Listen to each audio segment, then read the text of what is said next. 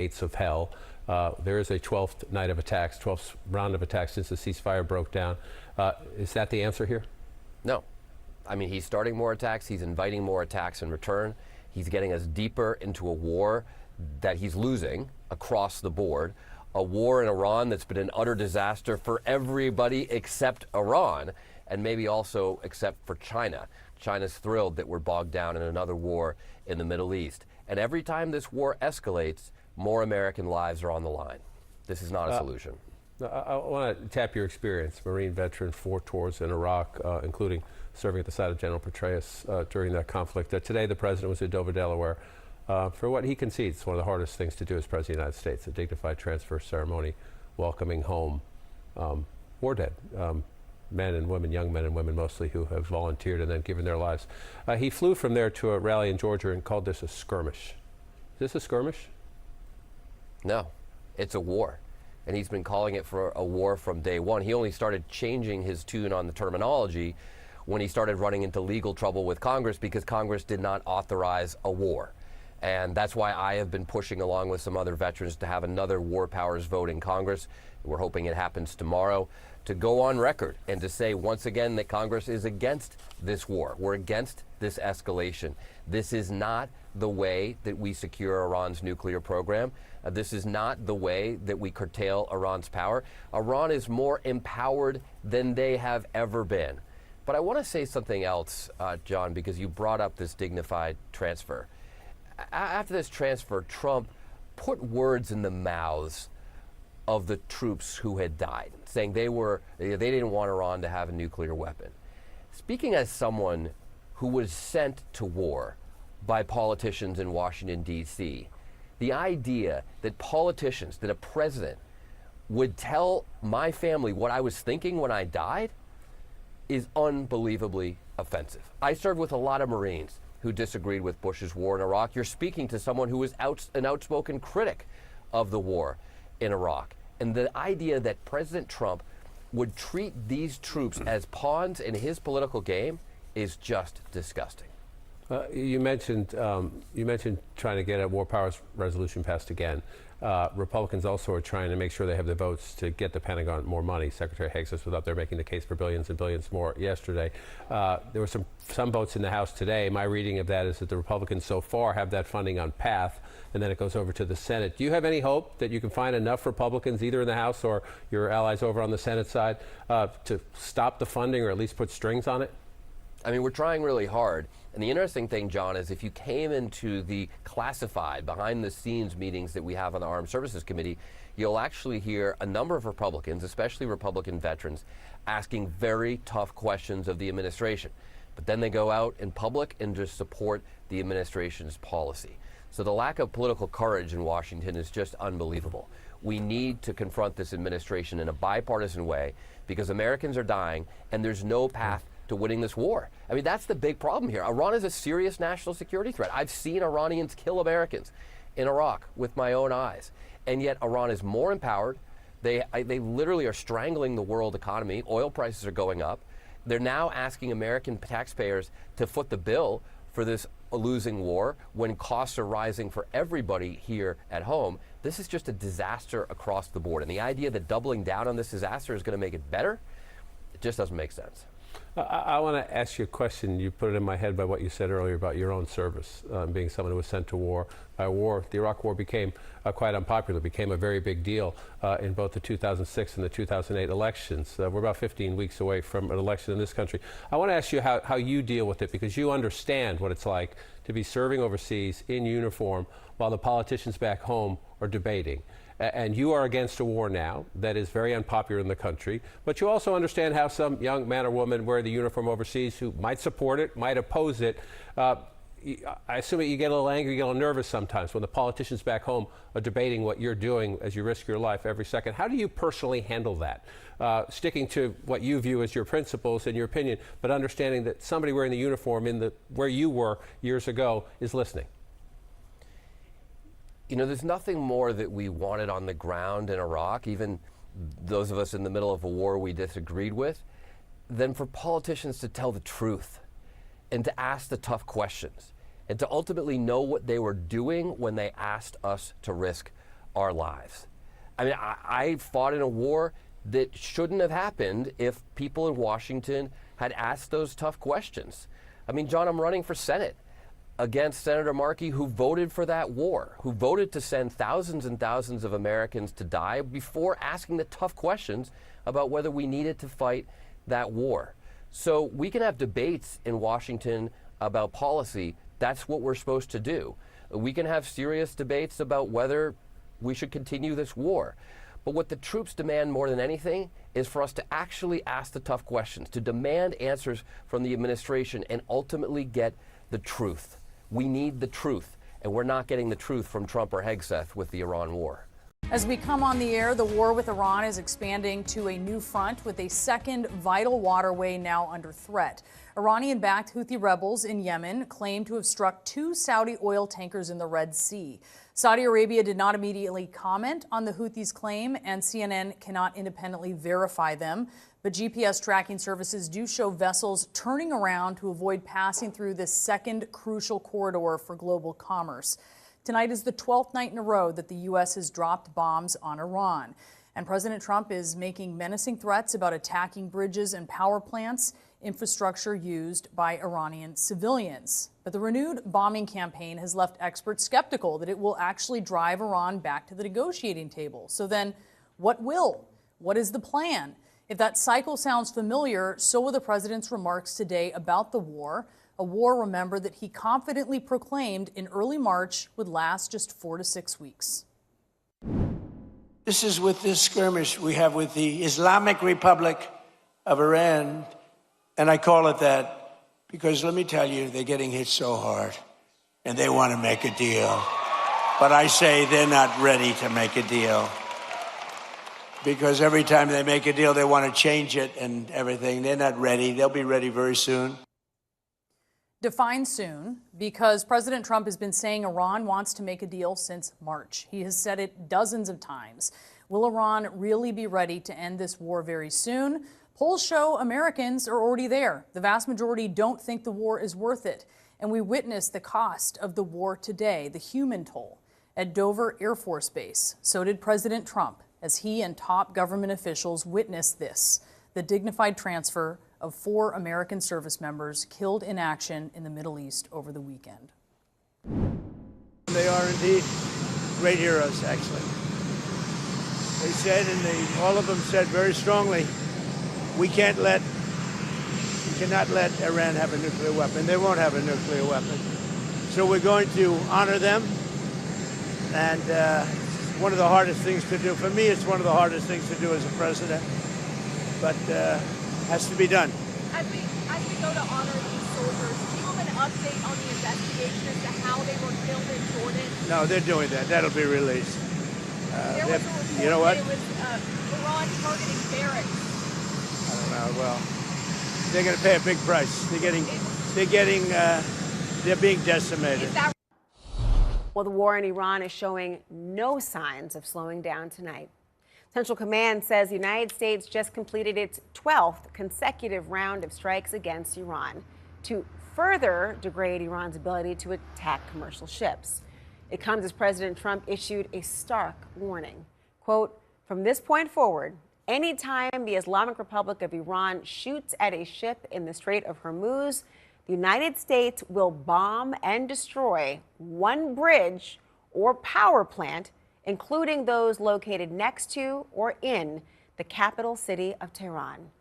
And the threat came as Trump marked an especially somber day in this war, the dignified transfer of 4 U.S. service members recently killed in the Middle East: Private Isabella Gonzalez, First Lieutenant Tyler Fian, Sergeant Angel Rampersad, Staff Sergeant Michael Swinton. The president paid his respects to them today, but he took a lot of heat for saying this about them before the ceremony.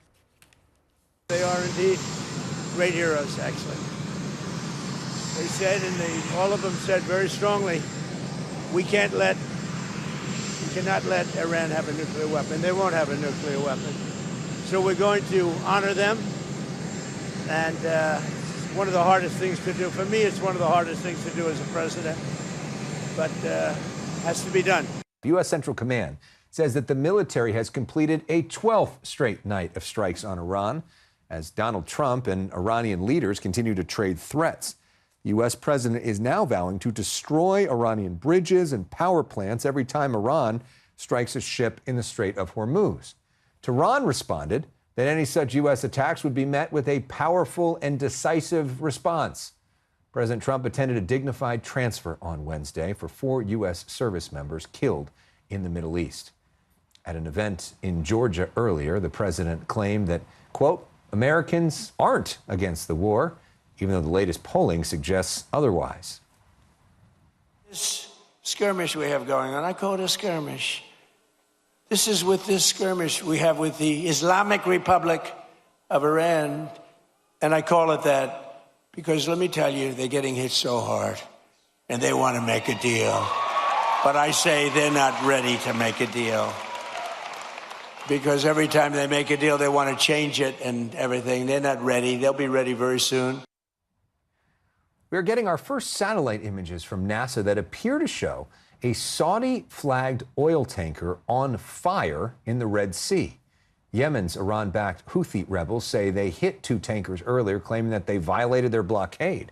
So we just heard from President Trump saying that Iran is not ready to make a deal, even though they want to make a deal. You are talking to the best experts in the world every day in this space, talking to everybody. Does anybody have an idea for a good off-ramp for the U.S. to get out of Iran? I'm sorry to say that the answer is no, and that's coming from a lot of people who very much want to help the administration find that off-ramp. We have really ended up in a cul-de-sac where all the leverage belongs to Iran over the Strait of Hormuz. The most likely scenario is that we will remain in the current situation, let's call it the new normal, periodic escalations of conflicts around the Strait of Hormuz as Iran tries to assert control, the United States tries to clear it for shipping, and occasional negotiations, but also occasional escalations. The only alternatives are really not much better. One is a massive U.S. escalation, such as a ground operation to try to take over parts of Iran or even overthrow the Iranian government. That's a forever war, highly costly. Nobody wants to do that. Or essentially the United States back down. And this was largely what was in the MOU that was signed, give the Iran a significant amount of sanctions relief to restore its economy, to kind of buy them off, and then they would allow the strait to open. All of those are bad outcomes. And this is the result of the president rushing into a war that didn't have a clear strategic objective, and now we don't have a clear way out of it. It's quite something and sobering to hear you say from everybody you talk to, nobody's got a good idea to get out of this thing, but we are in it now. Dan Shapiro, former ambassador to Israel, thank you so much. Pay up. That's what Trump is demanding of Iran as it launches new strikes tonight. In a post Trump just put out, he said, quote, please let this statement serve to represent, until further notice, that from this point forth, any and all damages done to ships, cargo, or anything related thereto will be paid for by Iranian money that the United States has in its possession and controls. These damages may be very substantial, but nevertheless, this is the fair and equitable thing to do. Now, it's worth noting that this is the same man who said he was going to give Iran its money back as part of the MOU. Right? That was the whole thing. He was giving them this money back. He actually said this.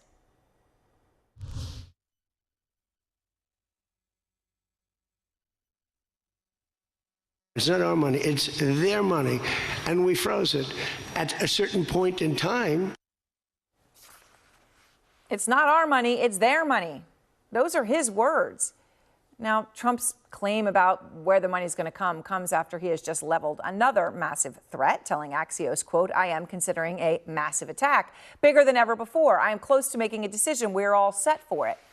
Yeah, well, the rhetoric out there is causing a lot of problems, real world problems for Americans and around the world. I mean, for the first time since May today, on the back of comments like that, oil prices are back above $100 a barrel.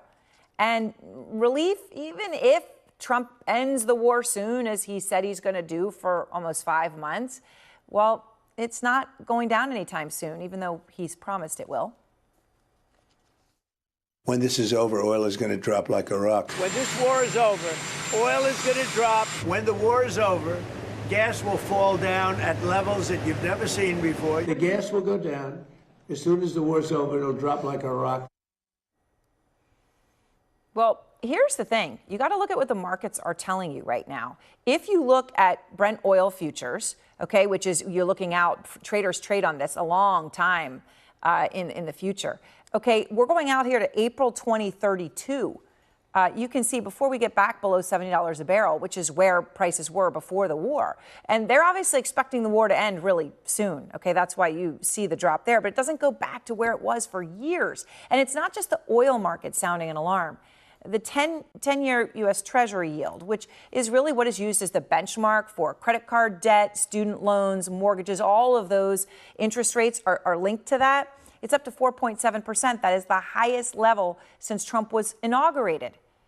So borrowing costs are going up, gas prices are going up. It's real pain. It's tangible. And on Capitol Hill, Trump suffering a bipartisan hit today. Republicans joining Democrats to pass a resolution for the second time to check Trump's war powers.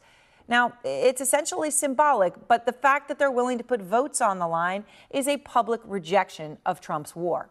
And tonight, his approach here could be pushing the U.S. into a wider war. According to the Wall Street Journal, American medics have now arrived at the key medical center in Germany, which is where U.S. troops injured in Trump's war are being treated. Axios is reporting a B-1 bomber was used to attack Iran for the first time since combat resumed, and the U.S. is planning to send more F-16 and F-35 fighter jets into the region. Now, of course, the surge doesn't necessarily mean that there's going to be a major, massive attack, as Trump says. Doesn't mean it's inevitable. But when you put all that money and all that material in place, sometimes things have a life of their own, despite what Trump has continued to claim on all of this ever since the war started. Right from the beginning, we projected 4 to 5 weeks. The U.S. will be gone or done with the war in 2 I think weeks? we're 2 or 3 weeks. We were in there for 2 months. And you know what? We're going to have victory very shortly. I thought it would take 4 to 6 weeks, and I was right. We'll have that over with soon. It'll be over with soon.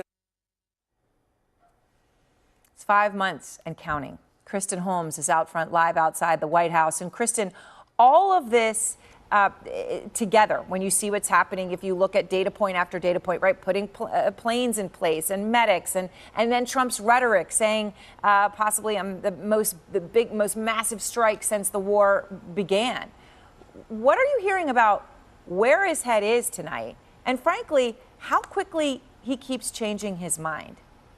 Well, Erin, I mean, as you said, it's 5 months and counting, and the end is not anywhere in sight. First of all, you have Secretary of State Marco Rubio saying things like Iran is begging to get to the table, something we've heard from President Trump, too. But then President Trump today saying he doesn't think Iran is ready for a deal, even going further than that, saying they need more of the same. Well, more of the same likely is referring to the fact that we've had 12 consecutive nights of bombings in Iran, but are reporting today that the CIA and the DIA, the Defense Intelligence Agency, have recently assessed that this kind of bombing that the U.S. is doing every single night is unlikely to move Iran's negotiating position. So what exactly is it that President Trump is trying to do? And we've heard this kind of rhetoric from him before. Now, when we've talked to U.S. officials, they have said that Trump has yet to sign off on the most aggressive military action. So is what he's trying to do get Iranians back to the negotiating table? It's really unclear at this point. But as you noted, he is making all of the moves, setting up for a potential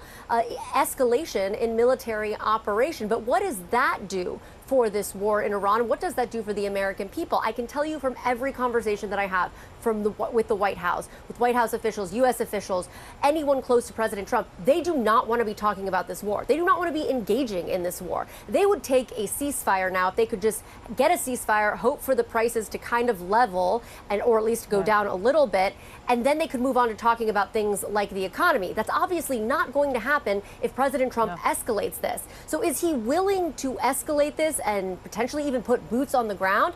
We just aren't clear right now what the strategy is, and we're getting nothing from President Trump's orbit as to what he's going to do to break this impasse between Iran and the United States that at this point seems like it's just going to continue. Yeah. All right, Kristen, thank you very much. And of course, just so much confusion on strategy and also what the end goal even is, what they actually want. Christoph Kettle is here with the New York Times. Seth Jones is also here with me.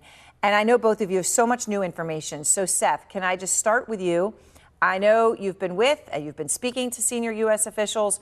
Are we about to see a massive escalation here? The bigger strikes, bigger action than since the war began?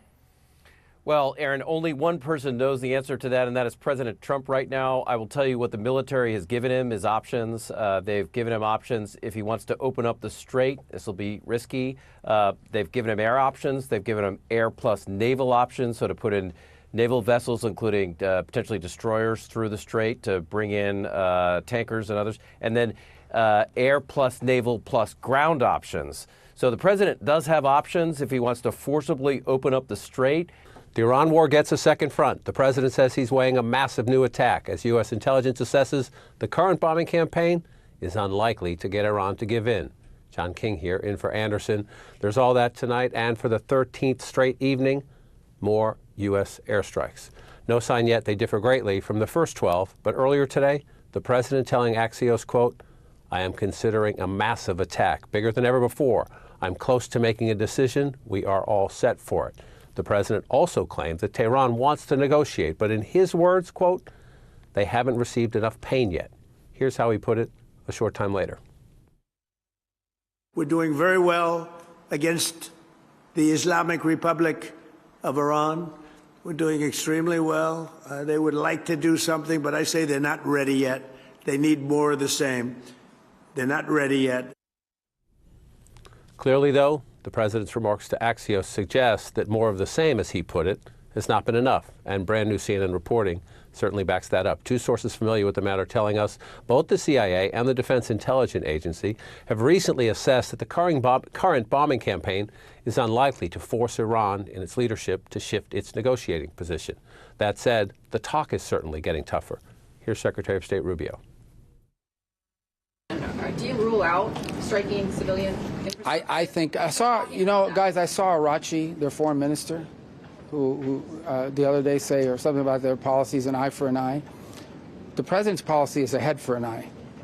I mean, honestly, that's what it's going to be. And late today, the president added a wrinkle to that, posting, quote, "Any and all damages done to ships, cargo, or anything related thereto will be paid for by Iranian money that the United States has in its possession and controls." It's unclear whether those tougher words will budge Tehran, which gained leverage of its own last night in the form of a second front, namely in the Bab al-Mandeb. That's the choke point. You see it on the map at the mouth of the Red Sea.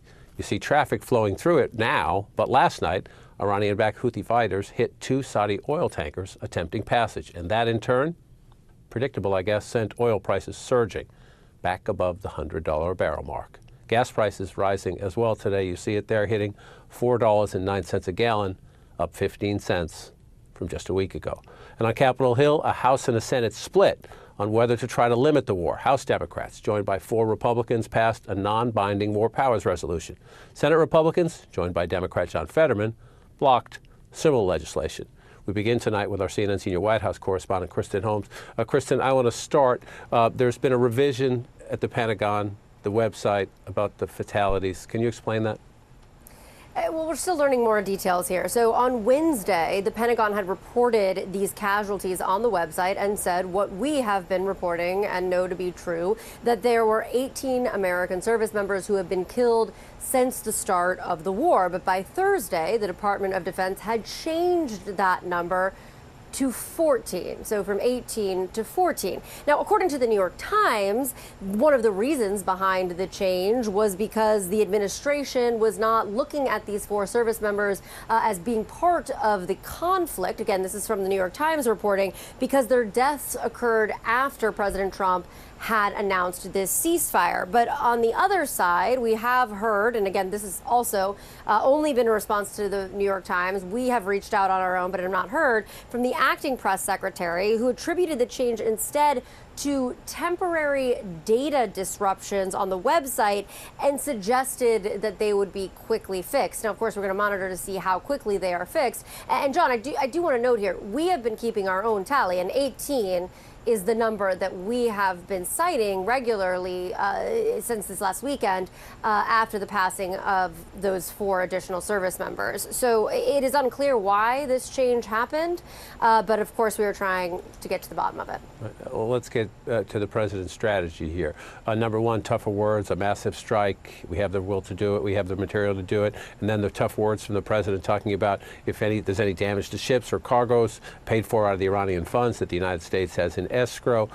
We've heard a lot from the president in the last 4.5 months, and sometimes you get the follow through and sometimes you don't. Connect those and tell us what's the big shift, if one, in White House strategy. Right now, there is no apparent White House strategy. You had Secretary Marco Rubio saying that Iran is begging to come to the table. Then you have President Trump today saying they're not ready to make a deal. They're not ready to come to the table. Instead, they need more of the same. Well, at the same time, U.S. intelligence is saying in their recent assessments that this more of the same, this bombing every night, is not going to change the Iranian stance on negotiations, or is unlikely to do so. So what is the president going to do? Well, we know and we have reported over and over and over again, the president has been looking for some kind of diplomatic off-ramp. It is just seeming less and less likely. So now there is a decision to make. How far does the president want to go? There is a contingency of people around him, particularly in the political space, who say that if the President Trump goes any further than this, if he talks about putting boots on the ground or does some kind of explosive military action, there is a chance he is completely giving away the midterms here. This is looming over everything that he is doing politically. There's also still the chance that President Trump tries to take this in a different direction, but it's really unclear because the options are so limited, John. We are looking at more strikes, more of the same. Doesn't seem to be moving the needle. So what will move the needle? We still don't know, and we don't know what President Trump is willing to do, but U.S. officials have continued to tell us that he has not signed off on the most aggressive military action yet, meaning likely he is still looking for any kind of off-ramp here. Kristen Holmes at the White House. Thank you so much. Let's continue the conversation now. Joining me, the former Deputy Assistant Secretary of Defense for the Middle East, Dana Stroll, and retired U.S. Air Force Colonel Cedric Leighton. Colonel, if my memory is correct, 26 years in Air Force intelligence.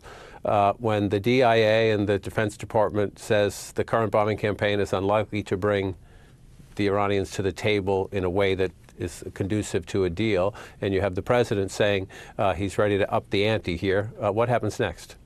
Yeah, John, great question. And yeah, after 26 years of experience in Air Force intelligence, this is a bit of an unusual area. But when it comes to the target set that you have in question here, what you're really looking at is the realization that the things that they've done so far in terms of striking targets in Iran while causing a lot of damage have not really changed Iran's war aims or the trajectory of Iran's military moves. And, you know, they talk about decimating the Iranian military. The problem is that Iran basically works with an asymmetric force. And what that means is that they're using means other than conventional military force to achieve their goals. So what we're seeing is the fact that the Iranians can still maintain control over the Strait of Hormuz. That, for the moment at least, has not changed. We're also seeing that Iran has the capability to launch long-range missiles and drones. That has not changed, and that is really one of the key things. These two areas are areas that should have been altered by a campaign that is really couched on what the other side is doing. The problem is that we're fighting a war that's more conventional. They're fighting a war where they've been able to hide a lot of their weapon systems and then brought them out into the open. And so, Dana, it brings a pretty profound moment and a profound question. You see all the words from the president, an escalation in his words. You see more U.S. military assets moving into the region, which would give him the capabilities, I gather, to back those words up. Some say, oh, it's just to try to convince the Iranians it's time to talk more seriously. Others say the president wouldn't send them if he's not planning to use them. How do you see it? Well, we've seen this over and over from the Trump administration. When there's a U.S. military buildup in the region, Trump tends to order those assets to be used. We saw it last year before the 12-day war. It looked like he was using that military buildup to signal to the Iranians he was really serious, threatening that use of force to compel them to come back to the negotiating table and make commitments on their nuclear program. That didn't happen in a 12-day war started. And the same thing this year. There was another military buildup starting in January all the way through February, at the same time that there was a U.S. negotiating team meeting with the Iranians in Geneva.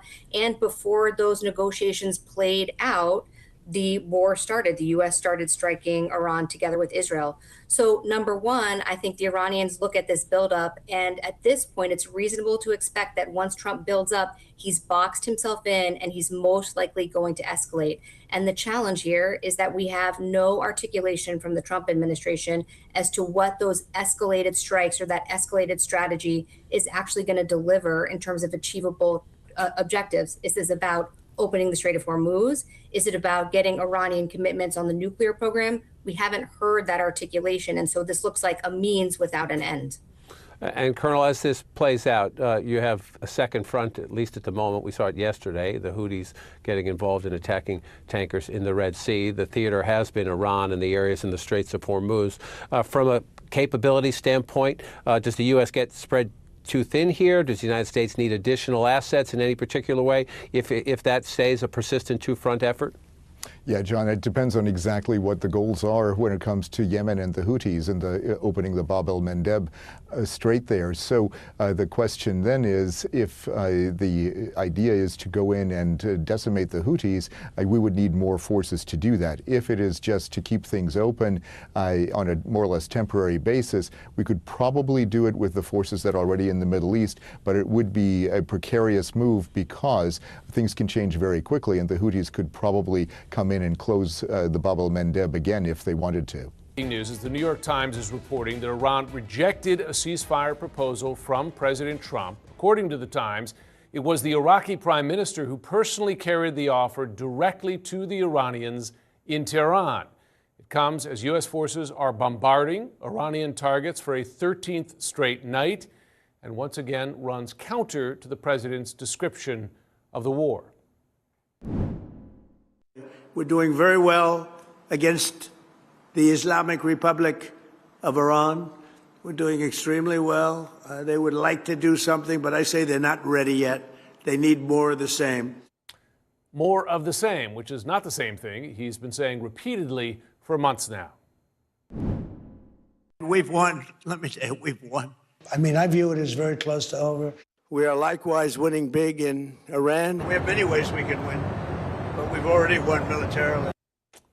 In fact, sources say even the president's own experts have concluded more of the same is unlikely to shift Iran's negotiating position in any significant way. According to two U.S. officials familiar with those intelligence assessments, both the CIA and Defense Intelligence Agency, the DIA, recently determined that the kind of bombing campaign will not be enough to bring an end to the war, which has gone on far longer than the president boldly promised when it began. We projected 4 to 5 weeks, but we have capability to go far longer than that. Are you thinking this week it will be over? No, Are you talking but soon. about days? I think soon. Okay, and with respect Very to soon. Look. And I don't think it's going to be long. Can we wrap this war up this week? Yeah, sure. Okay. Will we? I don't think so, but it'll be soon. Won't be long. It would take approximately 4 to 6 weeks to achieve this critical mission. So we estimate it would take approximately 4 to 6 weeks to achieve our mission. 26 days in, we're really a lot ahead of schedule. 4 to 6 weeks estimated timeline for Operation Epic Fury. You know, he said 4 to 6 weeks. Here we are months later, and instead the war appears headed toward yet another escalation, driving oil prices back above $100 a barrel for the first time in 2 months, as President Trump tells our colleague Barak Ravid of Axios that he is, quote, considering a massive attack bigger than ever before. I am close to making a decision. We are all set for it, end quote. All set for the biggest attack yet, but is the U.S. public all set? Polling overwhelmingly shows otherwise, as the Secretary of State laid out an ominous new Trump doctrine. The president's policy is a head for an eye. I mean, honestly, that's what it's going to be. I mean, they will pay a very heavy price for the things they're doing. They're already paying a very heavy price. A head for an eye instead of an eye for an eye. My lead sources are CNN Global Affairs analyst and former Middle East and North Africa coordinator for the National Security Council, Brett McGurk, as well as CNN national security analyst, former deputy director of national intelligence, Beth Sanner. Good to have you both here. So you read the Times story here. The Iraqi leader goes directly to Tehran, delivering a peace proposal, ceasefire proposal from the president. Iran says no. Brett McGurk, does that indicate to you that Iranians, in fact, are in no rush to reach a ceasefire and don't feel this enormous military pressure? Jim, I come back. Given everything going on, I think we have to keep. We have Americans. We're at war. We have Americans over Iran tonight, men and women in combat. Dramatic escalation could be right around the corner in Iran. President Trump tells Axios that he's considering a, quote, massive attack against Iran, one bigger than ever before, and he's close to making that decision now. He says Iran wants to negotiate, but Trump doesn't want to make a deal. He says, quote, they haven't received enough pain yet. However, the New York Times is also reporting tonight that Iran has rejected a ceasefire proposal from Trump, one that was presented to them by the Iraqi prime minister. Now, sources tell CNN that U.S. intelligence agencies say the bombing that the U.S. is currently carrying out is unlikely to shift Iran's negotiating position. And according to Marco Rubio, Trump is done with a proportional response. Do you rule out striking civilian? I think I saw, guys, I saw Arachi, their foreign minister, who the other day say or something about their policies, an eye for an eye. The president's policy is a head for an eye. Honestly, that's what it's going to be. It all comes as the House narrowly voted to limit Trump's war powers in Iran, but a similar measure was rejected in the Senate. And a new Fox News poll shows that Trump's and the party's support is waning. Trump is significantly underwater when it comes to his handling of his job, as well as inflation, the economy, Iran, even immigration. With the midterms just over 3 months away, some are already sounding the alarm. The truth is there's not much good news for Republicans in this whole poll we did. Underwater on the economy, as you showed, underwater on affordability. Those two issues are front and center for sure. And everywhere you look, Republicans are down. Now, before we open it up to the table here, I want to invite you at home to join the debate. Head to CNN.com/Abby. You can weigh in there. We'll get to some of your comments throughout the show. Congressman Khanna, just for starters, when you hear the president talking tough, as he has been, frankly, for the last several months in this conflict, and then also sending Iran a proposal for a ceasefire that they then summarily reject, what does it tell you about what the strategy is here? There is no strategy. I'm for results. We just voted to, again, stop the war in Iran this morning in the House. But what has the president achieved? He's driven gas prices up. He's driven food prices up. The enriched uranium is still in Iran. They have a more extreme regime because the sun isn't even saying what Khamenei did, which was we won't develop nuclear weapons. The IRGC is strong. All right, new reporting from Barak Ravid of Axios this morning that the U.S. is deploying the B-1 bomber in the war with Iran. That reporting that the U.S. is using the bomber to strike Islamic Revolutionary Guard Corps targets in a major escalation of the conflict there. CNN political and global affairs analyst Barak Ravid joining us now behind all of this reporting. Give us some sense of what kind of escalation this is and where we are right now in this war that just seems to be escalating without the other end of it, which is trying to negotiate their way out of it.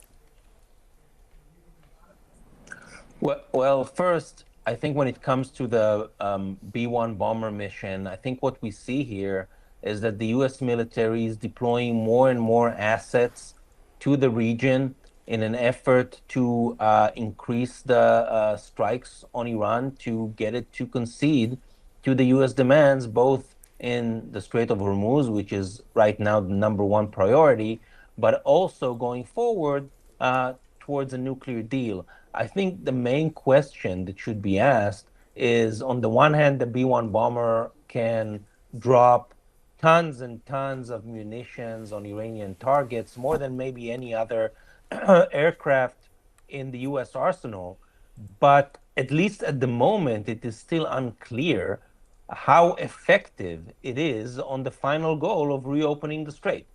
Some U.S. officials I talked to, defense officials, say that the Iranian ability to strike ships in the strait has been dramatically diminished, but other defense officials say that the Iranians can still do it. And therefore, I think we're still far off from the reopening of the strait, which is what President Trump wants at the moment. You have some reporting as well on the new Mossad director meeting with the CIA chief on Iran. What comes out of that? What's the significance of this particular meeting?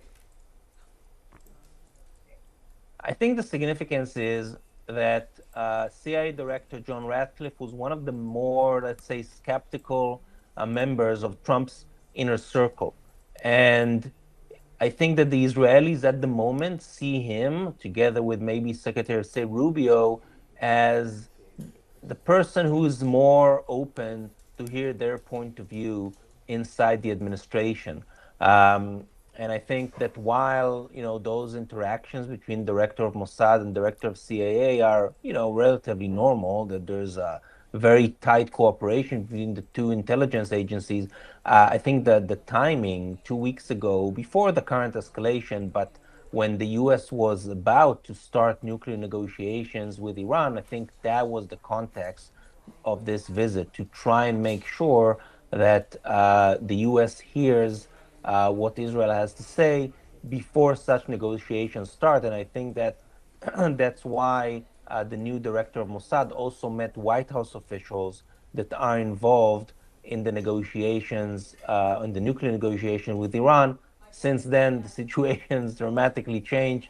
I think over the last 2 weeks since that visit took place, the U.S. and the president is very close. And I think this might be something that people don't appreciate enough, how close the president is to giving an order for return to major combat operations in Iran, basically to go on Operation Epic Fury 2.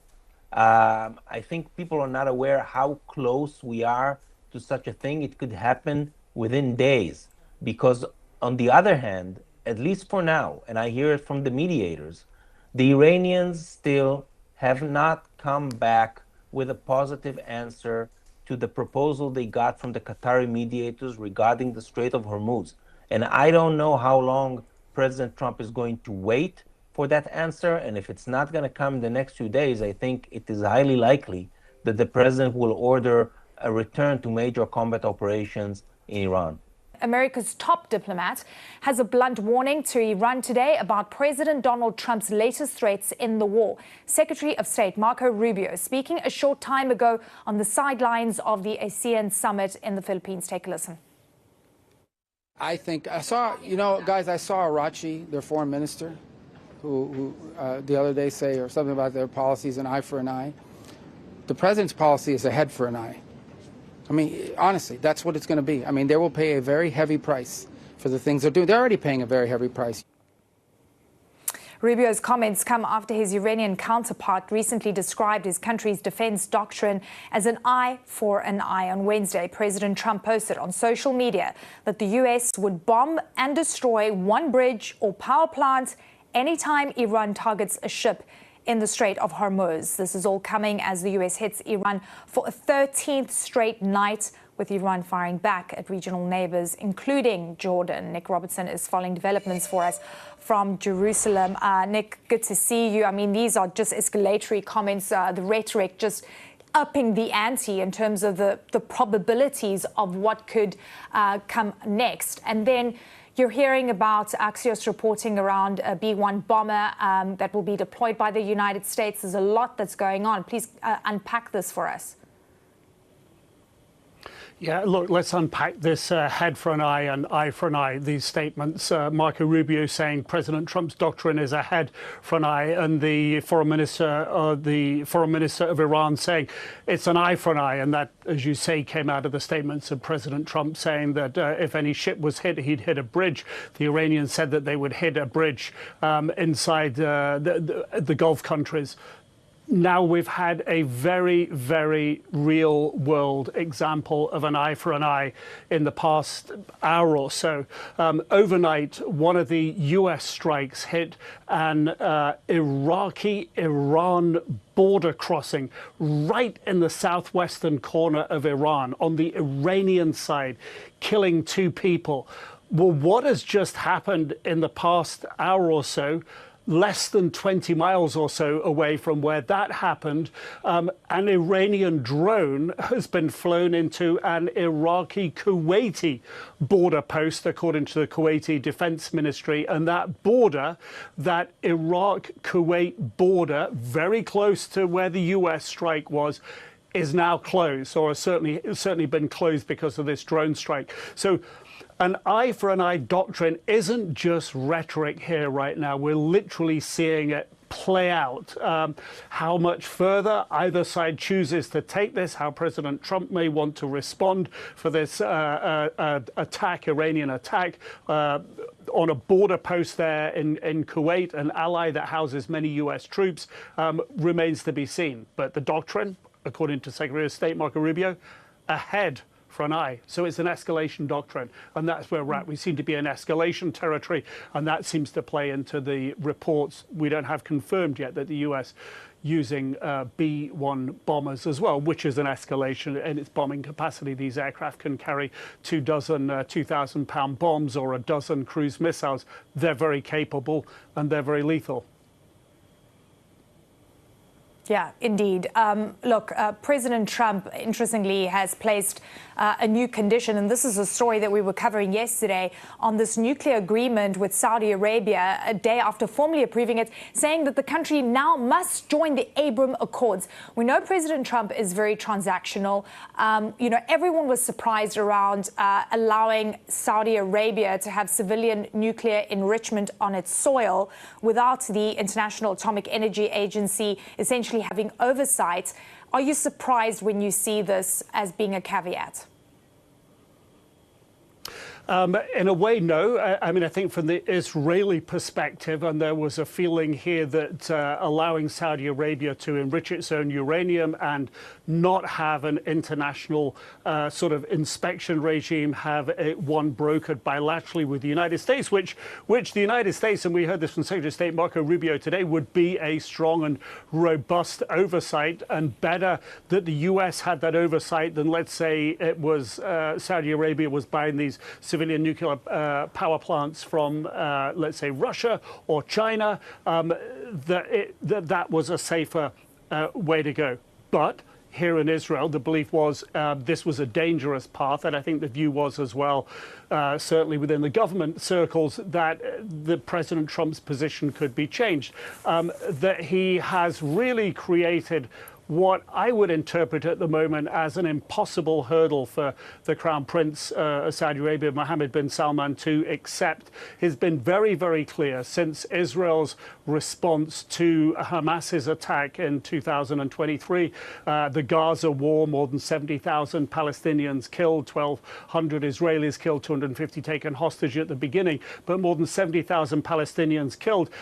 The Crown Prince in Saudi Arabia said quite simply, if I'm going to have normalization with Israel, there needs to be an Israeli recognition of a Palestinian state. And it's become apparent over time that the Crown Prince doesn't believe that's something Prime Minister Netanyahu is going to do. And the Prime Minister here has not given an indication he's willing to do it. So I think what President Trump has put up here is a roadblock for however long it may take to get around it or get over it, for the Saudis to move ahead with this deal. Now, will they throw it up in the air and turn to another country, which is sort of what Secretary Rubio was hinting their options had been prior to going down this path? Yes. Are we surprised that President Trump has changed his mind? He does change his mind. That's his prerogative. He's done it now. There was pushback from Israel. Yeah, I mean, fascinating turn of events. I mean, the question is it going to bring Saudi Arabia to that table in terms of normalizing with Israel? Lots of questions there. Nick Robertson, always good to have you with us. Your analysis always so vital. I want to bring in CNN's Daniel Dale, who's been closely looking at some of President Trump's key claims about the war. Daniel, really good to have you with us. Look, President Trump has been pushing a triumphant narrative about Iran for military capability, control of the Strait of Hormuz. I mean, many people have a lot of thoughts about that. So give me a sense of what the reality is. So one of the things President Trump has said repeatedly is that Iran's military has been completely eradicated. I want you to listen to just some of his comments on the subject. Everything they have is gone, including their leadership. We've knocked out their Navy is gone, their Air Force is gone, most of their missiles are gone. We basically wiped out their military in about 2 weeks. Look, they have no military left. It was always clear, even at the time he said this, that these were significant exaggerations, if not outright falsehoods. We know that Iran retains significant capabilities, and Iran has essentially fact-checked these claims with its own actions. Even after these comments, of course, it has been able to attack countries in the region, attack commercial shipping, and of course, attack the United States, killing soldiers, injuring more than 100 U.S. service members in recent weeks. So this claim is just not true. And then on the Strait of Hormuz, President Trump has claimed at least twice this week that the United States completely controls it and Iran has no control over it. Listen to his comments on that subject. We control the strait. They don't control anything. Again, obviously untrue. In fact, just Tuesday, the U.S. Navy controlled a joint maritime information center based in Bahrain said that commercial shipping traffic through the Strait of Hormuz had fallen to a 3-week low, that IRGC harassment activity continued, that Iranian attacks on shipping in Omani waters in the area had been a significant deterrent to commercial shipping. So you can quibble about the definition of the word control, but it is entirely clear, and I think clear internationally, that Iran exerts significant influence over what happens in the Strait of Hormuz and has been the major reason why commercial traffic there is so low. Trump is placing a new condition on the nuclear deal the U.S. has already signed with Saudi Arabia, potentially throwing the agreement into doubt. The U.S. president said the kingdom must now join the Abraham Accords in order for the pact to move forward. The Abraham Accords, signed during Trump's first term, is a deal brokered by the U.S., normalizing diplomatic ties between Israel and several Arab states. The president also emphasized that the agreement does not include uranium enrichment.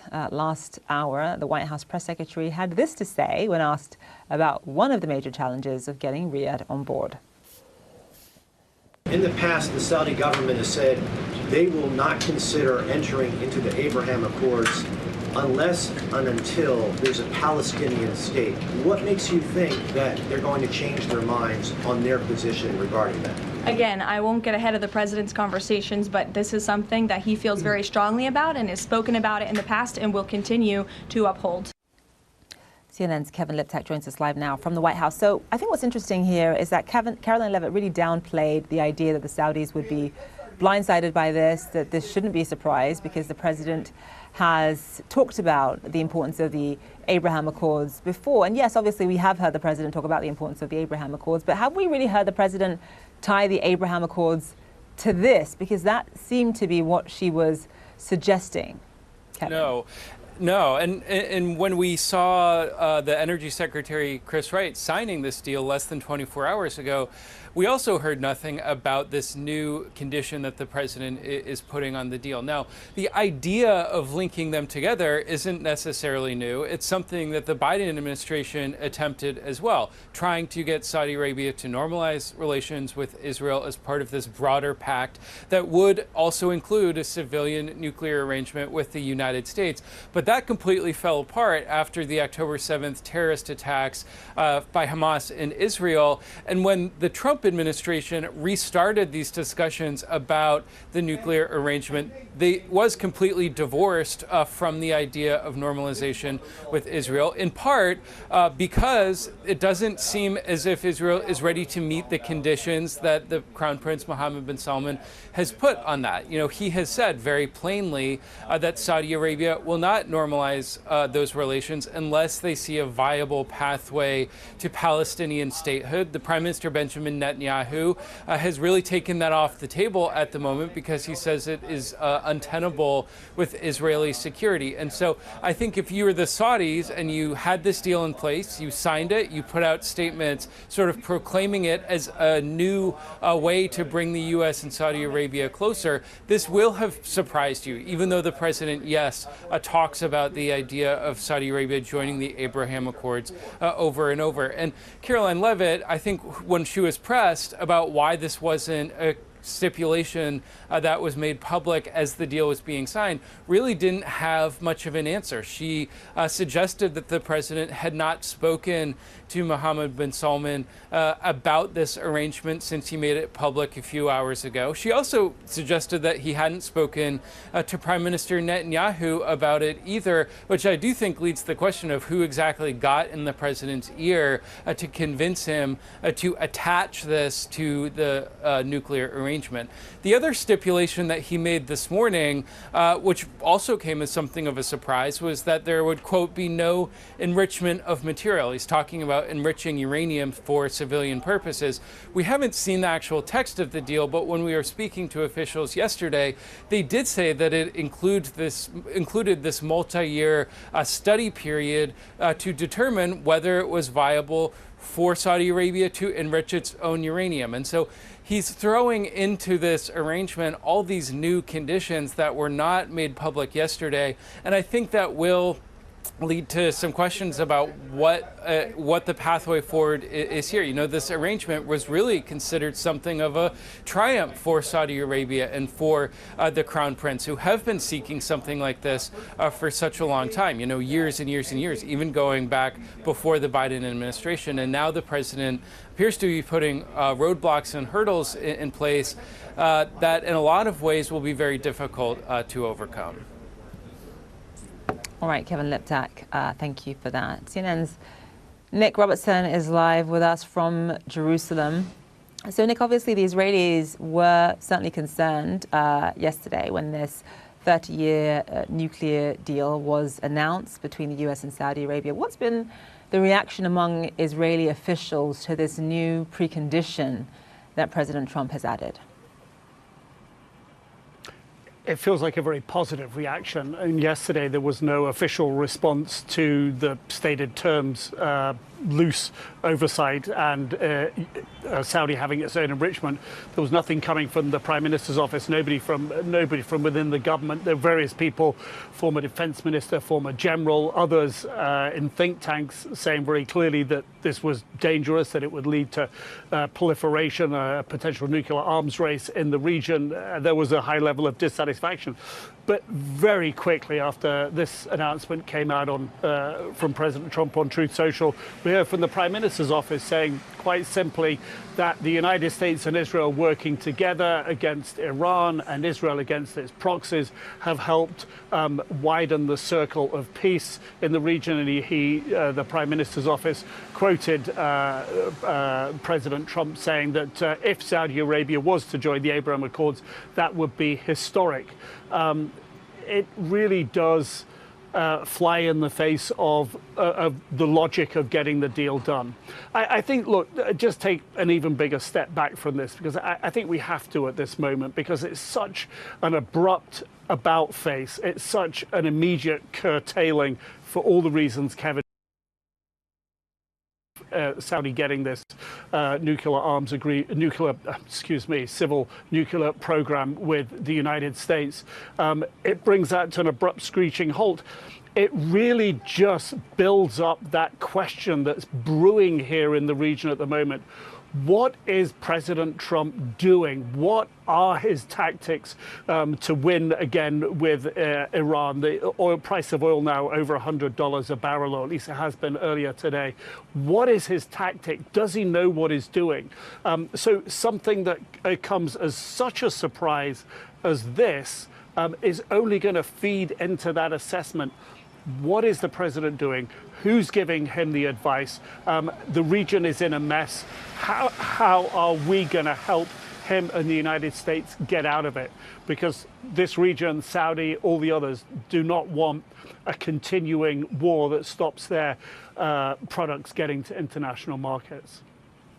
Right, Nick Robertson, live for us. Thank you so much. All right, as the US and Iran trade dangerous threats, it is the Iranian people, of course, who feel the brunt of this conflict the most. Some residents in Tehran are expressing anxiety after the US escalated lethal attacks deep into parts of northern Iran. One man in the Iranian capital says the time for negotiating has passed. I don't think there's any need for us to sit down for talks, understanding, or compromise anymore. Given what has happened, I believe we have to see this through to the end and finish it. Either death or life, one of those will happen. And that's better than this cycle of war followed by peace and everything else. Negar Mortazavi is a senior fellow at the Center for International Policy and the host of the Iran podcast. She joins us live now from Washington. Negar, thank you so much for being with us. You know, it's always hard to get a sense of how ordinary civilians in Iran are feeling because of obviously security restrictions and internet disruptions. And obviously it's impossible to generalize. You're dealing with tens of millions of people, but there are, of course, some who support the regime, others who are fiercely opposed to it. For those who are fiercely opposed to this regime, for those who had hoped that somehow the US intervention would lead to regime change, do those people still believe at this point that the US has their best interests at heart? Thanks for having me. No, I don't think so. And I mean, I would add a third group, which is sort of a big gray area somewhere in the middle, who is unhappy with the status quo, very much opposed with social, political, economic grievances, but also never saw this foreign intervention as the quote unquote help that President Trump had suggested. And since the war has actually happened and unfolded, I think it's become clear, even for most of the people who thought that this would change things on the ground, that not only didn't it help Iranian protesters or the Iranian people, it actually made things worse. And considering the number of the death toll, the civilian death toll, almost 4,000 Iranians dead, most of them civilians, many children, lots of civilian infrastructure has been damaged, destroyed. The war opened with an attack on a school full of children, hospitals, universities, cultural heritage, which have nothing to do with any government. They've been there for centuries.